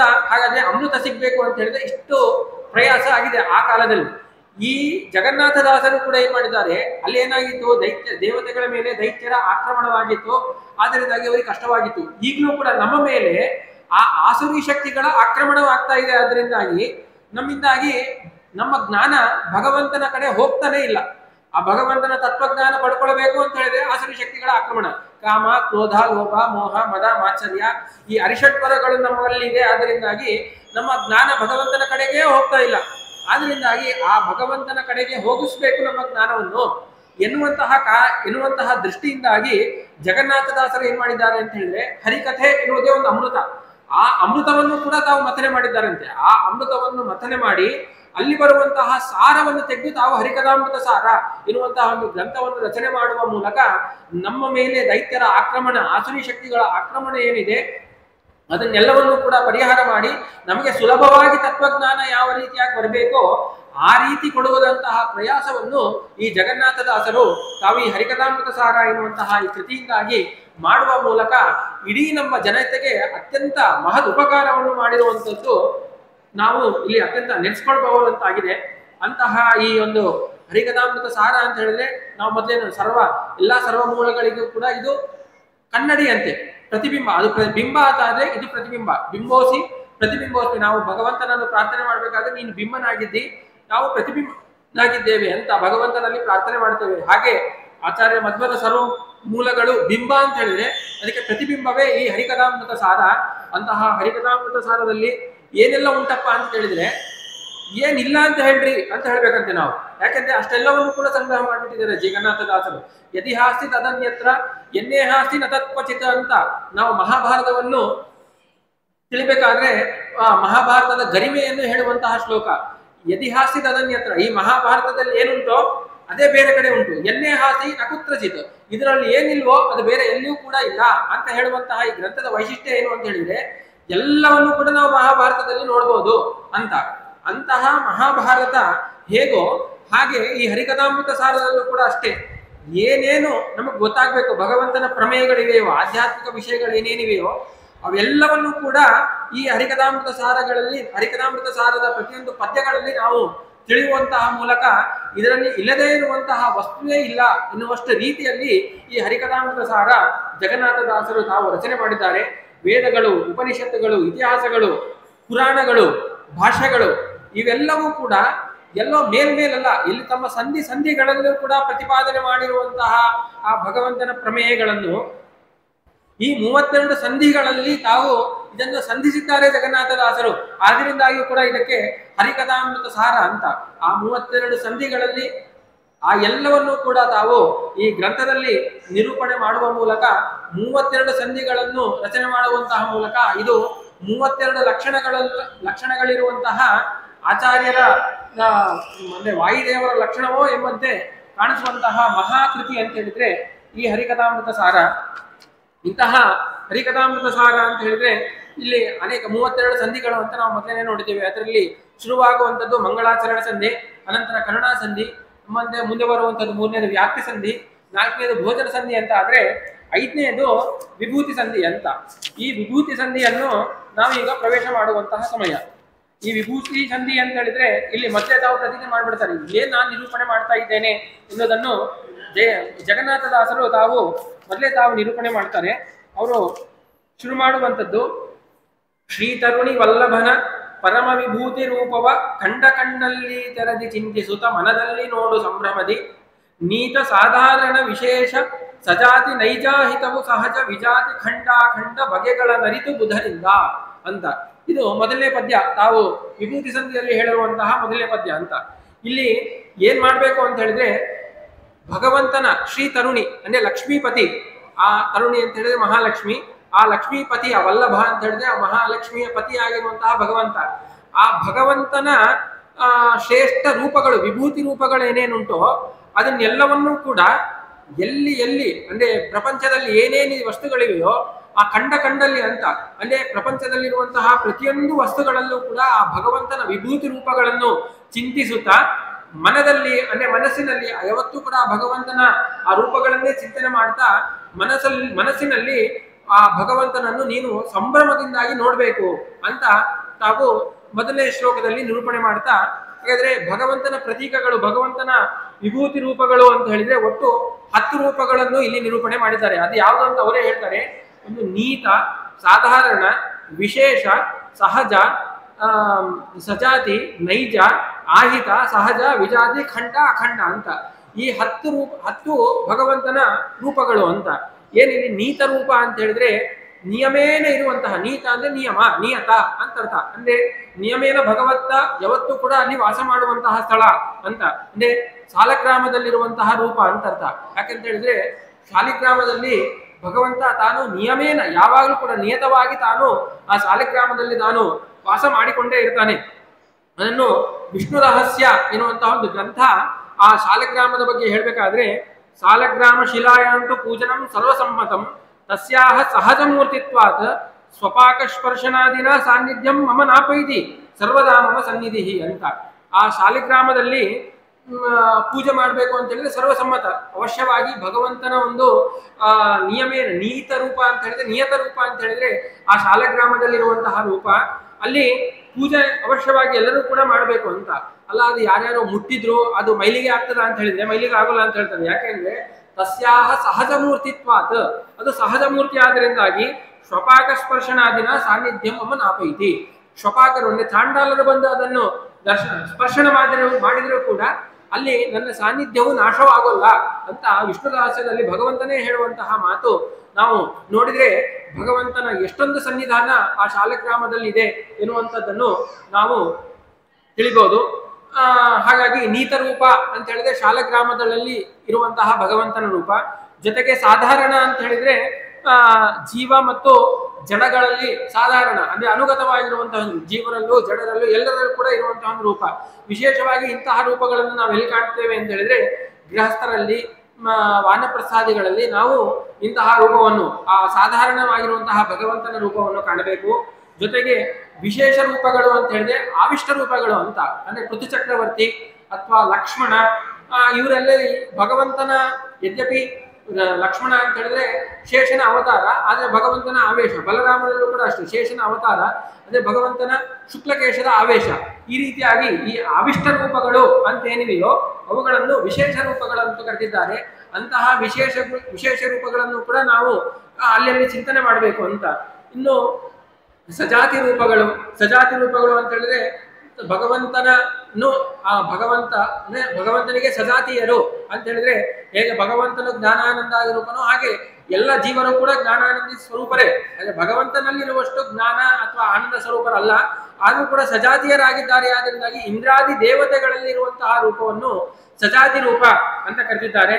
ಇನ್ನು ನೈಜ ರೂಪ ಅಂತ ಹೇಳಿದ್ರೆ ನೈಜ ಭಗವಂತನ ನೈಜ ಅಂತ ಹೇಳಿದ್ರೆ ಜ್ಞಾನ ಆನಂದ ಮೊದಲಾಗಿರುವಂತಹ ಗುಣಗಳು. ಆ ಗುಣ ಸ್ವರೂಪನಾಗಿರುವಂತಹ ವಾಸುದೇವ ಸಂಕರ್ಷಣ ಪ್ರತ್ಯುಮ್ನ ಅನಿರುದ್ಧ ನಾರಾಯಣ ಮೊದಲಾಗಿರುವಂತಹ ಏನು ರೂಪಗಳಿವೆ ಇವುಗಳನ್ನು ನೈಜ ರೂಪ ಅಂತ ಕರೆದಿದ್ದಾರೆ. ಇನ್ನೊಂದು ಆಹಿತ ರೂಪಗಳು ಅಂತ ಹೇಳಿದ್ರೆ ಸ್ವಯಂ ವ್ಯಕ್ತವಾಗಿರುವಂತಹ ಪ್ರತಿಮಾದಿಗಳಲ್ಲಿ ಸನ್ನಿಹಿತವಾಗಿರುವಂತಹ ರೂಪ ಅಂತ. ಇದು ಆಹಿತ ರೂಪಗಳು. ಆಹಿತ ಅಂತ ಹೇಳಿದ್ರೆ ಸ್ವಯಂ ವ್ಯಕ್ತ ಪ್ರತಿಮಾ. ಆ ಪ್ರತಿಮೆಯಲ್ಲಿ ಭಗವಂತನ ಸನ್ನಿಧಾನ ಉಂಟು. ಆದ್ದರಿಂದಾಗಿ ಅಲ್ಲಿ ನಾವು ಸ್ವಯಂ ವ್ಯಕ್ತ ಕ್ಷೇತ್ರದಲ್ಲಿ ಹೋಗಿ ಪೂಜೆ ಮಾಡುವಂತವರಿಗೆ ಮತ್ತೆ ತತ್ವನ್ಯಾಸ ಮಾಡಬೇಕು ಅಥವಾ ಮಾತೃಕಾನ್ಯಾಸ ಮಾಡಬೇಕು ಅಥವಾ ಆವಾಹನೆ ಮಾಡಬೇಕು ಅವೆಲ್ಲ ಬೇಕಾಗಿಲ್ಲ. ಯಾಕೆಂದ್ರೆ ಅಲ್ಲಿ ಆಹಿತ ಯಾವತ್ತೂ ಕೂಡ ಭಗವಂತ ಸನ್ನಿಧಾನ ಇದ್ದೇ ಇದೆ. ಆದ್ದರಿಂದಾಗಿ ಅಂತಹ ಆಹಿತ ರೂಪ ಅಂತ ಹೇಳಿದ್ರೆ ಸ್ವಯಂ ವ್ಯಕ್ತ ಕ್ಷೇತ್ರಗಳಲ್ಲಿ ತಿರುಪತಿ ಮೊದಲಾಗಿರುವಂತಹ ಕ್ಷೇತ್ರಗಳಲ್ಲಿ ಭಗವಂತನ ಒಳಗಡೆ ಇರುವಂತಹ ರೂಪ ಏನಿದೆ ಅದು ಆಹಿತ ರೂಪ ಅಂತ ಅದನ್ನು ಕರೆದಿದ್ದಾರೆ. ಜೊತೆಗೆ ಸಹಜ ರೂಪ ಅಂತ ಹೇಳಿದ್ರೆ ಪರ್ವತಾದಿಗಳಲ್ಲಿರುವಂತಹ ರೂಪ ಅದು ಸಾಧಾರಣ. ಭಗವಂತ ಸಾಮಾನ್ಯವಾಗಿರುವುದು ಅಂತ ಹೇಗೆ ಅಂತ ಹೇಳಿದ್ರೆ ಪರ್ವತಾದಿಗಳಲ್ಲಿ ಹೇಗೋ ಹಾಗೆ ಅಂತ. ಆ ಪರ್ವತ ಅಂದ್ರೆ ಮೇರು ಆಕಾರ ಅಣೋರಣೀಯಾನ್ ಮಹತೋ ಮಹೀಯಾನ್ ಅಂತ ಏನು ಸಣ್ಣದಾಗಿರುವಂತಹ ಅಣು ಅಂತ ಹೇಳಿದ್ರೆ ಕಣ್ಣಿಗೆ ಕಾಣಿಸುವುದೇ ಇಲ್ಲ. ಅದಕ್ಕಿಂತ ಅಣು ಯಾರು ಅಂತ ಹೇಳಿದ್ರೆ ಅದು ಭಗವಂತ ಅಂತ. ಹೌದಾ, ಭಗವಂತ ಅಷ್ಟೇ ಸಣ್ಣವನ ಅಂತ ಹೇಳಿದ್ರೆ ಮಹತೋ ಮಹೀಯಾನ್ ಅತ್ಯಂತ ಉತ್ತಮ ಮಹತ್ ದೊಡ್ಡದಾಗಿರುವಂತಹ ವಸ್ತು ಯಾವುದಿದೆಯೋ ಅದಕ್ಕಿಂತ ದೊಡ್ಡವನು ಭಗವಂತನಾಗಿದ್ದಾನೆ ಅಂತ. ಹಾಗಾಗಿ ಅಣೋರಣೀಯಾನ್ ಮಹತೋ ಮಹೀಯಾನ್ ಆಗಿರುವಂತವನು ಕೂಡ ಭಗವಂತ. ಅಂತಹ ಭಗವಂತನು ಪರ್ವತಾದಿಗಳಲ್ಲಿ ಏನಿದ್ದಾನೆ ಅದನ್ನು ಸಹಜ ರೂಪ ಅಂತ ಕರೆದಿದ್ದಾರೆ. ಇನ್ನು ಮುಂದೆ ವಿಜಾತಿ ರೂಪ ಅಂತ ಹೇಳಿದ್ರೆ ತನಗಿಂತ ಭಿನ್ನರಾಗಿರುವಂತವ್ರು ಯಾರು ಅಂತ ಹೇಳಿದ್ರೆ ಬ್ರಹ್ಮಾದಿಗಳು. ಎಲ್ಲ ಜೀವರು ಕೂಡ ಭಗವಂತನಿಗಿಂತ ಭಿನ್ನರೇ. ಸತ್ಯಂ ಜಗತ್ ತತ್ವತಃ ಈ ನಮ್ಮ ಪ್ರಮೇಯ ಆಚಾರ್ಯ ಮಧ್ವರ ಮೂಲ ತತ್ವ ಏನು ಅಂತ ಹೇಳಿದ್ರೆ ಎಲ್ಲಾ ಜಗತ್ತು ಕೂಡ ಭಗವಂತನಿಗಿಂತ ಅತ್ಯಂತ ಭಿನ್ನವಾಗಿದೆ ಅಂತ. ಆ ಶ್ರೀ ಟೀಕಾಕೃತ್ಪಾದರು ತಾವು ಇದನ್ನು ನ್ಯಾಯಸದಾ ಗ್ರಂಥವನ್ನು ಆರಂಭ ಮಾಡಬೇಕಾದ್ರೆ ಹೇಳುವಂತದ್ದು ಶ್ರೀಯಪತ್ಯೆ ನಿತ್ಯಾಗಣಿತ ಗಣಮಾಣಿಕ್ಯ ವಿಷದ ಪ್ರಭಾಜಾಲೋಲ್ಲಾಸೋಪಹತ ಸಕಲಾಬದ್ಧ ತಮಸೆ ಜಗತ್ ಜನ್ಮಸ್ಥೇಮ ಪ್ರಳಯ ರಚನಾಶೀಲ ವಪುಷಿ ಅಂತ. ಅಂದ್ರೆ ಜಗತ್ತು ಅಂತ ಹೇಳಿದ್ರೆ ತಮ್ಮ ಭಗವಂತನಿಗಿಂತ ಅತ್ಯಂತ ಭಿನ್ನವಾಗಿರುವಂತಹ ಜಗತ್ತು ಅಂತ. ಅಂದ್ರೆ ಭಗವಂತನಿಗೂ ಜಗತ್ತಿಗೂ ಅತ್ಯಂತ ಭೇದ ಇದೆ ಅಂತ. ಅಂತಹ ಜಗತ್ತಿನ ಜನ್ಮ ಸ್ಥೇಮ ಸೃಷ್ಟಿ ಸ್ಥಿತಿ ಸಂಹಾರ ನಿಯಮನ ಜ್ಞಾನ ಅಜ್ಞಾನ ಬಂಧ ಮೋಕ್ಷ ಈ ಅಷ್ಟಕಗಳನ್ನು ಈ 8 ಕಾರ್ಯಗಳನ್ನು ಕೂಡ ಇಡೀ ಜಗತ್ತಿಗೆ ಸಹಜವಾಗಿ ಮಾಡ್ತಾ ಇರುವಂತಹ ಭಗವಂತ ಅಂತ ಹೇಳಬೇಕಾದ್ರೆ ಭಗವಂತ ಆ ಜಗತ್ತಿಗಿಂತ ತಾನು ಭಿನ್ನನಾಗಿದ್ದಾನೆ ಅಂತ. ಹಾಗಾಗಿ ತನಗಿಂತ ಆ ಭಗವಂತನಿಗಿಂತ ಭಿನ್ನರಾಗಿರುವಂತಹ ಆ ಬ್ರಹ್ಮರುದ್ರಾದಿ ದೇವತೆಗಳಲ್ಲಿ ಇರುವ ಮೂಲಕ ಆ ಬ್ರಹ್ಮರುದ್ರಾದಿ ದೇವತೆಗಳಿಗೆ ಉತ್ತಮತ್ವವನ್ನು ಕೊಡುವಂತಹ ರೂಪ ಅಂತ ಕರೆದಿದ್ರೆ ಅದು ವಿಜಾತಿ ರೂಪ ಅಂತ ಆ ರೂಪವನ್ನು ಕರೆದಿದ್ದಾರೆ ಅಂತ. ಬ್ರಹ್ಮರೂಪೋಸೌ ಶಿವರೂಪೇ ಶಿವಸ್ಥಿತ ಅಂತ. ಆ ಬ್ರಹ್ಮನಲ್ಲಿ ಆಗ್ಬೇಕಾದ್ರೆ ತಾನು ಬ್ರಹ್ಮ ಎನ್ನುವಂತಹ ಹೆಸರಿನಿಂದಾಗಿ ತಾನು ಸನ್ನಿಹಿತನಾಗಿದ್ದಾನೆ. ಅದೇ ಶಿವನಲ್ಲಾಗಬೇಕಾದ್ರೆ ಶಿವ ಎನ್ನುವಂತಹ ಹೆಸರಿನಿಂದಾಗಿ ಭಗವಂತ ಸನ್ನಿಹಿತನಾಗಿದ್ದಾನೆ. ಹಾಗಾಗಿ ಆ ಬ್ರಹ್ಮಾದಿ ದೇವತೆಗಳಲ್ಲಿ ಆ ಭಗವಂತ ಏನಿದ್ದಾನೆ ಅದನ್ನು ವಿಜಾತಿ ರೂಪ ಅಂತ ಕರೆದಿದ್ದಾರೆ. ಇನ್ನು ಖಂಡ ರೂಪ, ಖಂಡ ಅಂತ ಹೇಳಿದ್ರೆ ತಾತ್ಕಾಲಿಕವಾಗಿರುವಂತಹ ರೂಪ, ಅಖಂಡ ರೂಪ ಅಂತ ಹೇಳಿದ್ರೆ ಯಾವ ಜೀವ ಇರುವಂತಹ ರೂಪ ಅಂತ. ಈ ರೀತಿಯಾಗಿ ಈ 10 ರೀತಿಯಾಗಿರುವಂತಹ ಭಗವಂತನ ರೂಪಗಳನ್ನು ನೀನು ಬುಧರಿಂದಾಗಿ ತಿಳಿದುಕೊಂಡು, ಜ್ಞಾನಿಗಳು ಅಂತ ಯಾರಿದ್ದಾರೋ ಅವರಿಂದಾಗಿ ಅಂತಹ ಭಗವಂತನ 10 ರೂಪಗಳನ್ನು ತಿಳಿದು ನೀನು ಎಲ್ಲ ಕಡೆಯಲ್ಲೂ ಕೂಡ ಕಂಡಲ್ಲಿ ಭಗವಂತನನ್ನು ನೆನೆಸು ಅಂತ ಆ ಜಗನ್ನಾಥದಾಸರು ತಾವು ಈ ಭೂತಿ ಸಂಧಿಯ ಮೊದಲನೇ ಪದ್ಯದಲ್ಲಿ ತಾವು ಅದನ್ನು ಹೇಳಿ, ಎರಡನೇ ಪದ್ಯದಲ್ಲಿ ತಾವು ಹೇಳ್ತಾರೆ, ಜಲಧರಾಗಸದೊಳಗೆ ಚರಿಸುವ ಹಲವು ಜೀವರ ನಿರ್ಮಿಸಿ ಹನದರೊಳು ಸಜಾತಿ ವಿಜಾತಿ ಸಾಧಾರಣ ವಿಶೇಷಗಳ ತಿಳಿದು ತತ್ತಸ್ಥಾನದಳು ಬೆಕ್ಕಳಿಸಿ ಹಬ್ಬಿದ ಮನದಿ ಪೂಜಿಸುತ್ತಲ ಅವ್ಯಾಪ್ತನ ರೂಪಗಳ ನೋಡುತ್ತಲೇ ಹಿಗ್ಗುತ್ತಿರು ಅಂತ. ಅಂದ್ರೆ ಜಗತ್, ಜಲ, ಧರ ಮತ್ತು ಅಗಸ.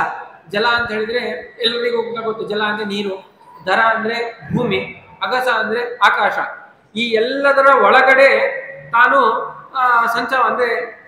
ಸಂಚರಿಸುವಂತಹ ಪ್ರಾಣಿಗಳು, ಅಂದ್ರೆ ಜಲದಲ್ಲಿ ಸಂಚರಿಸುವಂತಹ ಪ್ರಾಣಿಗಳಿಗೆ ಜಲಚರಗಳು ಅಂದ್ರೆ ಎಲ್ಲವೂ ನಾವು ನೋಡು, ಮೀನು ಅಥವಾ ಮೊಸಳೆ ಮೊದಲಾಗಿರುವಂತಹ ಪ್ರಾಣಿಗಳು ಅಂತ ತಿಳ್ಕೊಳ್ಬಹುದು. ಧರ, ಭೂಮಿಯಲ್ಲಿ ಸಂಚಾರ ಮಾಡುವಂತಹ ಪ್ರಾಣಿಗಳು ಅಂದ್ರೆ ನಾವು ಕೂಡ ಆಗ್ಬೋದು. ಜೊತೆಗೆ ಅಗಸ, ಆಕಾಶದಲ್ಲಿ ಸಂಚಾರ ಮಾಡುವಂತಹ ಪ್ರಾಣಿಗಳು ಅಂತ ಹೇಳಿದ್ರೆ ಪಕ್ಷಿ ಮೊದಲಾದಂತಹ ಪ್ರಾಣಿಗಳಾಗ್ಬೋದು. ಅಂತಹ ಎಲ್ಲದರ ಒಳಗಡೆ ಸಂಚಾರ ಮಾಡುವಂತಹ, ಅಂದ್ರೆ ಜಲದಲ್ಲಿ, ಆ ಭೂಮಿಯಲ್ಲಿ ಮತ್ತು ಆಕಾಶದಲ್ಲಿ ಸಂಚಾರ ಮಾಡುವಂತಹ ಹಲವು ಜೀವರ, ಎಲ್ಲ ಜೀವರು ಅಂತ ಏನೇನಿದ್ದಾರೋ ಆ ಜೀವರನ್ನು ಸೃಷ್ಟಿಸಿದಂತವನು ಕೂಡ ಭಗವಂತನೇ. ಅಂದ್ರೆ ಜೀವರನ್ನು ಸೃಷ್ಟಿ ಮಾಡಿದ್ರೆ ಜೀವನ ಯದ್ಯಪಿ ನಿತ್ಯ, ಜೀವರನ್ನು ಸೃಷ್ಟಿ ಮಾಡುವುದು ಅಂತ ಹೇಳಿದ್ರೆ ಅವರಿಗೆ ಆಯಾ ದೇಹಗಳನ್ನು ಕೊಡುವುದು ಅಂತ ಅರ್ಥ. ಅಂತಹ ಜೀವರಿಗೆ ಬೇಕಾಗಿರುವಂತಹ ಸೃಷ್ಟಿ ಅಂತ ಹೇಳಿದ್ರೆ ಆಯಾ ದೇಹವನ್ನು ನಿರ್ಮಾಣ ಮಾಡಿರುವಂತಹ ಭಗವಂತ ಆ ಜಲಚರ ಪ್ರಾಣಿಗಳಲ್ಲಿ, ಭೂಚರ ಪ್ರಾಣಿಗಳಲ್ಲಿ ಮತ್ತು ಖೇಚರ ಪ್ರಾಣಿಗಳಲ್ಲಿ ಸಜಾತಿ ವಿಜಾತಿ ಸಾಧಾರಣ ವಿಶೇಷಗಳ ತಿಳಿದು, ಅಂದ್ರೆ ಆಯಾ ರೂಪದಲ್ಲಿ ಒಂದು ಕಡೆ ಸಜಾತಿಯನಾಗಿರುವಂತಹ ಭಗವದ್ ರೂಪ, ಇನ್ನೊಂದು ಕಡೆ ವಿಜಾತೀಯವಾಗಿರುವಂತಹ ಭಗವದ್ ರೂಪ, ಇನ್ನೊಂದು ಕಡೆ ಸಾಧಾರಣ ವಿಶೇಷ. ನಾವು 10 ರೂಪಗಳನ್ನು ಹಿಂದೆ ತಿಳಿದಿದ್ದೇವೆ. ಅಂತಹ 10 ರೂಪಗಳಲ್ಲಿ ಒಂದೊಂದು ರೂಪಗಳೇನಿವೆ ಅಂತಹ ಎಲ್ಲ ರೂಪಗಳನ್ನು ಕೂಡ ಎಲ್ಲಾ ಕಡೆ ಇರುವಂತಹ ಪ್ರಾಣಿಗಳಲ್ಲಿ ಭಗವಂತನ ಅಂತಹ ರೂಪಗಳಿವೆ ಅಂತ ತಿಳಿದುಕೊಂಡವನಾಗಿ ಬೆಗ್ಗಳಸಿ ಹಬ್ಬಿದ, ಅಂದ್ರೆ ಭಗವಂತ ನೋಡಿ ಕೇವಲ ಒಂದೇ ಕಡೆ ಇದ್ದಾನೆ ಅಂತ ತಿಳಿದು ತಪ್ಪು. ಎಲ್ಲ ಕಡೆಯಲ್ಲೂ ಕೂಡ ತಾನು ವ್ಯಾಪ್ತನಾಗಿದ್ದಾನೆ, ಆದ್ರಿಂದಾಗಿ ವಿಷ್ಣು ಅಂತ ಅವನಿಗೆ ಹೆಸರು. ಎಲ್ಲ ಕಡೆಯಲ್ಲೂ ಕೂಡ ವ್ಯಾಪಿಸಿಕೊಂಡಿದ್ದಾನೆ, ಆದ್ರಿಂದಾಗಿಯೇನೆ ಅವನಿಗೆ ವಿಷ್ಣು ಅಂತ ಹೆಸರು. ಇದನ್ನು ನಾವು ವಾಮನಾವತಾರದಲ್ಲಿ ಕಾಣ್ತೇವೆ. ಇದಂ ವಿಷ್ಣು ವಿಚಕ್ರಮೇ ತ್ರೇಧ ನಿಧದೇ ಪದಂ ಅಂತ ಭಗವಂತ ತಾನು ಬೆಳೆಯುವ ಮೂಲಕ 3 ಪಾದಗಳನ್ನು ಇಟ್ಟಂತೆ, ಒಂದು ಪಾದದಿಂದಾಗಿ ಇಡೀ ಭೂಮಿಯನ್ನೇ ತಾನು ವ್ಯಾಪಿಸಿಕೊಂಡು ಬಿಟ್ಟಿದ್ದಾನೆ, ಇನ್ನೊಂದು ಪಾದದಿಂದಾಗಿ ಇಡೀ ಆಕಾಶದ ಮಾರ್ಗವನ್ನೇ ತಾನು ವ್ಯಾಪಿಸಿಕೊಂಡಿದ್ದಾನೆ, ಇನ್ನೊಂದು ಪಾದ ಇಡ್ಲಿಕ್ಕೆ ಸ್ಥಳ ಇಲ್ಲದೆ ಇರುವಂತಹ ಸಮಯದಲ್ಲಿ ಬಲಿ ತನ್ನ ತಲೆಯನ್ನೇ ಕೊಟ್ಟಾಗ ತನ್ನ ಮೇಲೆ, ಬಲಿಯ ಮೇಲೇನೆ ಇನ್ನೊಂದು ಪಾದವನ್ನು ಇಟ್ಟು 3 ಪಾದಗಳನ್ನು ಕೂಡ 3 ಪಾದದಿಂದಾಗಿ ಇಡೀ ವಿಶ್ವವನ್ನೇ ವ್ಯಾಪಿಸಿಕೊಂಡಿರುವಂತಹದ್ದು ಭಗವಂತನ ಸಾಮರ್ಥ್ಯ ಅಂತ. ಹಾಗಾಗಿ ಇಡೀ ವಿಶ್ವದಲ್ಲಿ ಇಂತಹ ಎಲ್ಲ ಜೀವರ ಒಳಗಡೆ ಇದ್ದುಕೊಂಡು ಭಗವಂತ ತಾನು ವ್ಯಾಪಿಸಿಕೊಂಡಿದ್ದಾನೆ ಅಂತ ತಿಳಿದವನಾಗಿ ಆ ಭಗವಂತನ ಅನೇಕ ರೂಪಗಳನ್ನು ನೀನು ಪೂಜಿಸುತ್ತಾ ನೀನು ಮನಸ್ಸಿನಲ್ಲಿ ಇಂತಹ ಭಗವಂತನ ರೂಪಗಳನ್ನು ಚಿಂತನೆ ಮಾಡ್ತಾ ಯಾವತ್ತೂ ಭಗವಂತನನ್ನು ತಿಳಿಬೇಕು. ನೋಡುತ್ತಲೇ ಅಂದ್ರೆ ಆ ಭಗವಂತನೇ ತಿಳಿದುಕೊಂಡು ನೀನು ಸಂತೋಷದಿಂದಾಗಿ ಇರಬೇಕು ಅಂತ ತಿಳಿಸುವಂಥದ್ದು ಈ 2ನೇ ಪದ್ಯದ ಅಭಿಪ್ರಾಯ. ಇನ್ನು 3ನೇ ಪದ್ಯದ ಅಭಿಪ್ರಾಯ ನೋಡುವುದು ಅಂತ ಆದ್ರೆ, ಪ್ರತಿಮೆ, ಸಾಲಿಗ್ರಾಮ, ಗೋಭ್ಯಾಗತ ಅತಿಥಿ ಶ್ರೀ ತುಳಸಿ ಪಿಪ್ಪಲ ಯತಿವನಸ್ಥ ಗ್ರಹಸ್ಥ ವಟು ಯಜಮಾನ ಸ್ವಪರಜನ ಪೃಥಿವಿ ಜಲ ಶಿಖಿ ಪವನ ತಾರಾಪಥ ನವಗ್ರಹ ಯೋಗಕರಣ ಭತಿತಿ ಸಿತಾಸಿತ ಪಕ್ಷ ಸಂಕ್ರಮ ಅವನ ಅಧಿಷ್ಠಾನ ಅಂತ. ಇನ್ನು ಎಲ್ಲೆಲ್ಲಿ ಇರ್ತಾನೆ ಭಗವಂತ ಅಂತ ಹೇಳಿದ್ರೆ ಎಲ್ಲ ಕಡೆಯಲ್ಲೂ ಕೂಡ ಭಗವಂತ ಇದ್ದಾನೆ ಅಂತ. ಹೌದಾ? ಎಲ್ಲ ಕಡೆ ಅಂದ್ರೆ ಎಲ್ಲೆಲ್ಲಿ ಅಂತ ಹೇಳಿದ್ರೆ ಒಂದಿಷ್ಟು ಪಟ್ಟಿಯನ್ನು ಮಾಡ್ತಾರೆ ಅಂತ ಜಗನ್ನಾಥದಾಸರು. ಏನೇನು ಹೇಳ್ಬೋದು ಅದನ್ನೆಲ್ಲವನ್ನು ಕೂಡ ಒಂದು ಸಂಗ್ರಹ ಮಾಡಿ ಕೊಡ್ತಾರೆ ನಮಗೆ. ಏನು ಅಂತ ಹೇಳಿದ್ರೆ ಪ್ರತಿಮೆಗಳು ಅಂತ. ಈ ಪ್ರತಿಮೆ ಅಂದ್ರೆ ಯಾವುದು ಅಂತ ಹೇಳಿದ್ರೆ, ಪ್ರತಿಮೆ ಭಾಗವತಕಾರರು ಹೇಳ್ತಾರೆ ಪ್ರತಿಮೆ 8 ವಿಧವಾಗಿರುವಂತಹ ಪ್ರತಿಮೆ ಇದೆ ಅಂತ ಒಂದ್ ಕಡೆ ನಿರೂಪಣೆ ಮಾಡ್ತಾರೆ. ಏನದು ಅಂತ ಹೇಳಿದ್ರೆ, ಶೈಲಿ, ದಾರುಮಯಿ, ಲೌಹಿ, ಲೇಪ್ಯ, ಲೇಖ್ಯಾಚ ಸೈಕತಿ, ಮನೋಮಯಿ, ಮಣಿಮಯಿ, ಪ್ರತಿಮಾಷ್ಟ ವಿಧಾಸ್ಮೃತ ಅಂತ. ಪ್ರತಿಮಾ ಅಂತ ಹೇಳಿದ್ರೆ ಅದು 8 ರೀತಿಯಾಗಿರುವಂತಹ ಪ್ರತಿಮೆಗಳು. ಒಂದು ಶೈಲಿ, ಶಿಲೆಯಿಂದಾಗಿ ಮಾಡುವಂತಹ ಪ್ರತಿಮೆ, ಕಲ್ಲಿನಿಂದಾಗಿ ಮಾಡ್ತೇವೆ. ನಾವು ನೋಡುವಂತಹ ಪ್ರತಿಮೆಗಳು ಅನೇಕ ಕಲ್ಲಿನಿಂದಾಗಿ ನಿರ್ಮಿತವಾಗಿರುವಂತಹ ಪ್ರತಿಮೆಗಳನ್ನು ನೋಡ್ತೇವೆ. ಇನ್ನು ದಾರುಮಯಿ ಅಂದ್ರೆ ಕಟ್ಟಿಗೆಯಿಂದಾಗಿ, ಮರದಿಂದಾಗಿ ಮಾಡಿರುವಂತಹ ಪ್ರತಿಮೆಗಳನ್ನು ಕೂಡ ನಾವು ನೋಡ್ತೇವೆ. ಜೊತೆಗೆ ಲೌಹಿ ಅಂದ್ರೆ ಲೋಹದಿಂದಾಗಿ ಮಾಡುವಂತಹ ಪ್ರತಿಮೆಗಳು. ಲೋಹಗಳು ನಾವು ನೋಡುವಂತಹ ಲೋಕೆ ಪಂಚಲೋಹದಿಂದಾಗಿ ನಿರ್ಮಿತವಾಗಿರುವಂತಹ ಅನೇಕ ಪ್ರತಿಮೆಗಳನ್ನು ಕೂಡ ಕಾಣ್ತೇವೆ. ಜೊತೆಗೆ ಲೇಪ್ಯ ಅಂದ್ರೆ ಲೇಪನೆ ಮಾಡುವ ಮೂಲಕ, ಅಂದ್ರೆ ನಮ್ಮಲ್ಲಿರುವಂತಹ ಬಣ್ಣವನ್ನು ಹಚ್ಚುವ ಮೂಲಕ ಒಂದು ಪ್ರತಿಮೆಯನ್ನು ನಿರ್ಮಾಣ ಮಾಡ್ತೇವೆ, ಭಗವಂತನ ಚಿತ್ರವನ್ನು ನಿರ್ಮಾಣ ಮಾಡ್ತೇವೆ, ಅದನ್ನು ಲೇಪ್ಯ ಪ್ರತಿಮಾ. ಇನ್ನೊಂದು ಲೇಖ್ಯ ಅಂತ ಹೇಳಿದ್ರೆ ಭಗವಂತನನ್ನು ಬರೆಯುವ ಮೂಲಕ, ಚಿತ್ರವನ್ನು ಬರೆಯುವ ಮೂಲಕ ಆ ಭಗವಂತನ ಪ್ರತಿಮೆ ನಿರ್ಮಾಣ ಮಾಡ್ತೇವೆ, ಅದೊಂದು ರೀತಿಯಾಗಿರುವಂತಹ ಪ್ರತಿಮೆ. ಇನ್ನೊಂದು ಸೈಕತಿ ಅಂದ್ರೆ ಸಿಕತ ಅಂದ್ರೆ ಮರಳು, ಉಸುಕು, ಅದರಿಂದಾಗಿ ನಿರ್ಮಿತವಾಗಿರುವಂತಹ, ಮಣ್ಣಿನಿಂದಾಗಿ ನಿರ್ಮಿತವಾಗಿರುವಂತಹ ಪ್ರತಿಮೆ. ಇನ್ನೊಂದು ಮನೋಮಯಿ ಅಂದ್ರೆ ನಾವು ಮನಸ್ಸಿನಲ್ಲಿಯೇ ಭಗವಂತನ ಆಲೋಚನೆ ಮಾಡ್ತಾ ಮಾಡ್ತಾ ಅದನ್ನು ನಾವು ಪ್ರತಿಮೆಯನ್ನೇ ಸೃಷ್ಟಿ ಮಾಡ್ಕೊಳ್ತೇವೆ ಒಳಗಡೆ, ಅಂತಹ ಮನೋಮಯಿಯಾಗಿರುವಂತಹ ಒಂದು ಪ್ರತಿಮೆ. ಜೊತೆಗೆ ಮಣಿಮಯಿ, ಮಣಿಗಳಿಂದಾಗಿ ನಿರ್ಮಿತವಾಗಿರುವಂತಹ ಪ್ರತಿಮೆ ಅಂತ ಈ ರೀತಿಯಾಗಿರುವಂತಹ ಮನೋಮಯಿ, ಮಣಿಮಯಿ, ಪ್ರತಿಮಾಷ್ಟ ವಿಧಾಸ್ಮೃತ ಅಂತ ಈ ರೀತಿಯಾಗಿರುವಂತಹ 8 ವಿಧವಾಗಿರುವಂತಹ ಪ್ರತಿಮೆಗಳು.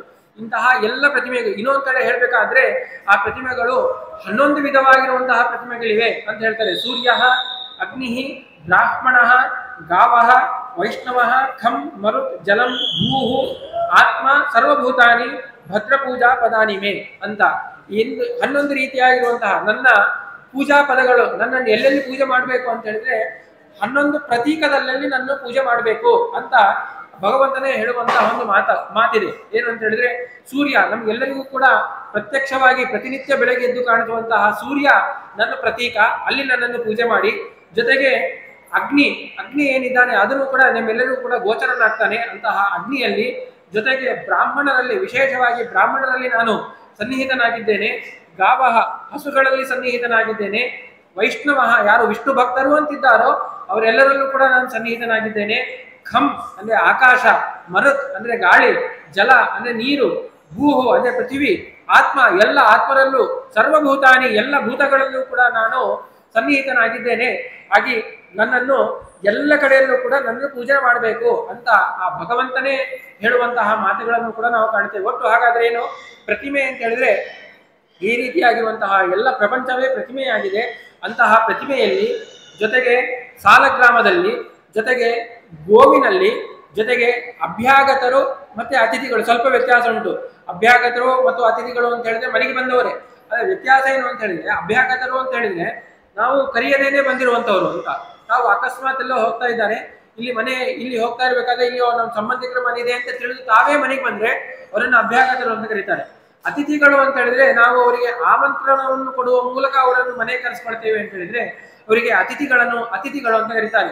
ಹಾಗಾಗಿ ಇಂತಹ ಗೋವಿನಲ್ಲಿ, ಅಭ್ಯಾಗತರಲ್ಲಿ, ಅತಿಥಿಗಳಲ್ಲಿ ಮತ್ತು ತುಳಸಿಯಲ್ಲಿ, ಸಾಕ್ಷಾತ್ ಲಕ್ಷ್ಮೀ ಸನ್ನಿಹಿತವಾಗಿರುವಂತಹ ತುಳಸಿಯಲ್ಲಿ, ಪಿಪ್ಪಲ ಅಂತ ಹೇಳಿದ್ರೆ ಅಶ್ವತ್ಥ ವೃಕ್ಷದಲ್ಲಿ, ಯತಿಗಳಲ್ಲಿ, ವನಸ್ಥ ಅಂದ್ರೆ ವಾನಪ್ರಸ್ಥ ಆಶ್ರಮವನ್ನು ಹೊಂದಿರುವಂತಹ ವ್ಯಕ್ತಿಗಳಲ್ಲಿ, ಗೃಹಸ್ಥರಲ್ಲಿ, ಆಮೇಲೆ ವಟು ಬ್ರಹ್ಮಚಾರಿಗಳಲ್ಲಿ, ಯಜಮಾನರಲ್ಲಿ, ಸ್ವಪರ ಜನ ಅಂದ್ರೆ ತಮ್ಮ ಜನರೇ ಆಗ್ಬೋದು ಅಥವಾ ಪರ ಜನರೇ ಆಗ್ಬೋದು, ಇತರ ಜನರೇ ಆಗ್ಬೋದು, ಅವರೆಲ್ಲರಲ್ಲೂ ಕೂಡ ಇಷ್ಟೇ ಅಲ್ಲ, ಪೃಥ್ವಿ, ಜಲ, ಶಿಖಿ ಅಂತ ಹೇಳಿದ್ರೆ ಅಗ್ನಿ, ಶಿಖಿ ಅಂದ್ರೆ ಜ್ವಾಲೆ, ಆ ಜ್ವಾಲೆಯನ್ನು ಹೊಂದಿರುವಂತಹ ಅಗ್ನಿಯಲ್ಲಿ, ಜೊತೆಗೆ ಪವನ ಅಂತ ಹೇಳಿದ್ರೆ ವಾಯುವಿನಲ್ಲಿ, ಆಮೇಲೆ ತಾರಾಪಥ ಅಂತ ಹೇಳಿದ್ರೆ ನಕ್ಷತ್ರಗಳ ಮಾರ್ಗವಾಗಿರುವಂತಹ ಆಕಾಶದಲ್ಲಿ, ಜೊತೆಗೆ ನವಗ್ರಹಗಳಲ್ಲಿ, ಜೊತೆಗೆ ಯೋಗಗಳು ನಾವು ನೋಡ್ತೇವೆ, ಯೋಗಗಳು, ಕರಣಗಳು, ಆಮೇಲೆ ಅಂದ್ರೆ ನಕ್ಷತ್ರಗಳು, ತಿಥಿಗಳು, ಸಿತಾಸಿತ ಪಕ್ಷಗಳು ಅಂದ್ರೆ ಶುಕ್ಲ ಪಕ್ಷ, ಕೃಷ್ಣ ಪಕ್ಷ ಎನ್ನುವಂತಹ ಪಕ್ಷಗಳು, ಆಮೇಲೆ ಸಂಕ್ರಮಣಗಳು, ಪ್ರತಿಯೊಂದು ತಿಂಗಳು ಬರುವಂತಹ ಸಂಕ್ರಮಣಗಳು, ಇವೆಲ್ಲದರಲ್ಲೂ ಕೂಡ ಅವನ ಅಧಿಷ್ಠಾನ, ಇವೆಲ್ಲದರಲ್ಲೂ ಕೂಡ ಭಗವಂತ ತಾನು ವಾಸ ಮಾಡ್ತಾ ಇದ್ದಾನೆ ಅಂತ ಹೇಳುವ ಮೂಲಕ ಒಟ್ಟು ಎಲ್ಲ ಕಡೆಯಲ್ಲೂ ಕೂಡ ಭಗವಂತನನ್ನೇ ನಾವು ಸ್ಮರಣೆ ಮಾಡ್ತಾ ಎಲ್ಲಾ ಕಡೆಯಲ್ಲೂ ಕೂಡ ಭಗವಂತ ತಾನು ವ್ಯಾಪಕವಾಗಿದ್ದಾನೆ ಅನ್ನುವಂತಹ ಈ ಅನುಸಂಧಾನದೊಟ್ಟಿಗೆ ಇವತ್ತಿನ ಈ ಒಂದು ಪ್ರವಚನ ಕಾರ್ಯವನ್ನು ಉಪಸ್ಥಿತರಾಗಿರುವಂತಹ ಗುರುಗಳ ಅಂತರ್ಯಾಮಿಯಾಗಿರುವಂತಹ ರಾಘವೇಂದ್ರ ಗುರು ಅಂತರ್ಗತ ಭಾರತೀಯರಮಣ ಮುಖ್ಯ ಪ್ರಾಣಾಂತರ್ಗತನಾಗಿರುವಂತಹ ಲಕ್ಷ್ಮೀ ಸಮೇತನಾಗಿರುವಂತಹ ನಾರಾಯಣನಲ್ಲಿ, ಸೀತಾ ಸಮೇತನಾಗಿರುವಂತಹ ರಾಮಚಂದ್ರ ಮೂರ್ತಿಯಲ್ಲಿ ಸಮರ್ಪಣೆ ಮಾಡುತ್ತಾ ನನ್ನ ಮಾತುಗಳನ್ನು ಮುಗಿಸ್ತಾ ಇದ್ದೇನೆ. ಶ್ರೀಕೃಷ್ಣ ಅರ್ಪಣಮಸ್ತು. ಯಸ್ಸರ್ವಗುಣ ಸಂಪೂರ್ಣ ಸರ್ವದೋಷ ವಿವರ್ಜಿತ ಪ್ರಿಯತಾಂ ಪ್ರೀತೇ ಬಾಲಂ ಇಷ್ಟೇ ಪರಮಸ್ಸರತ್. ಶ್ರೀಕೃಷ್ಣ ಅರ್ಪಣಮಸ್ತು.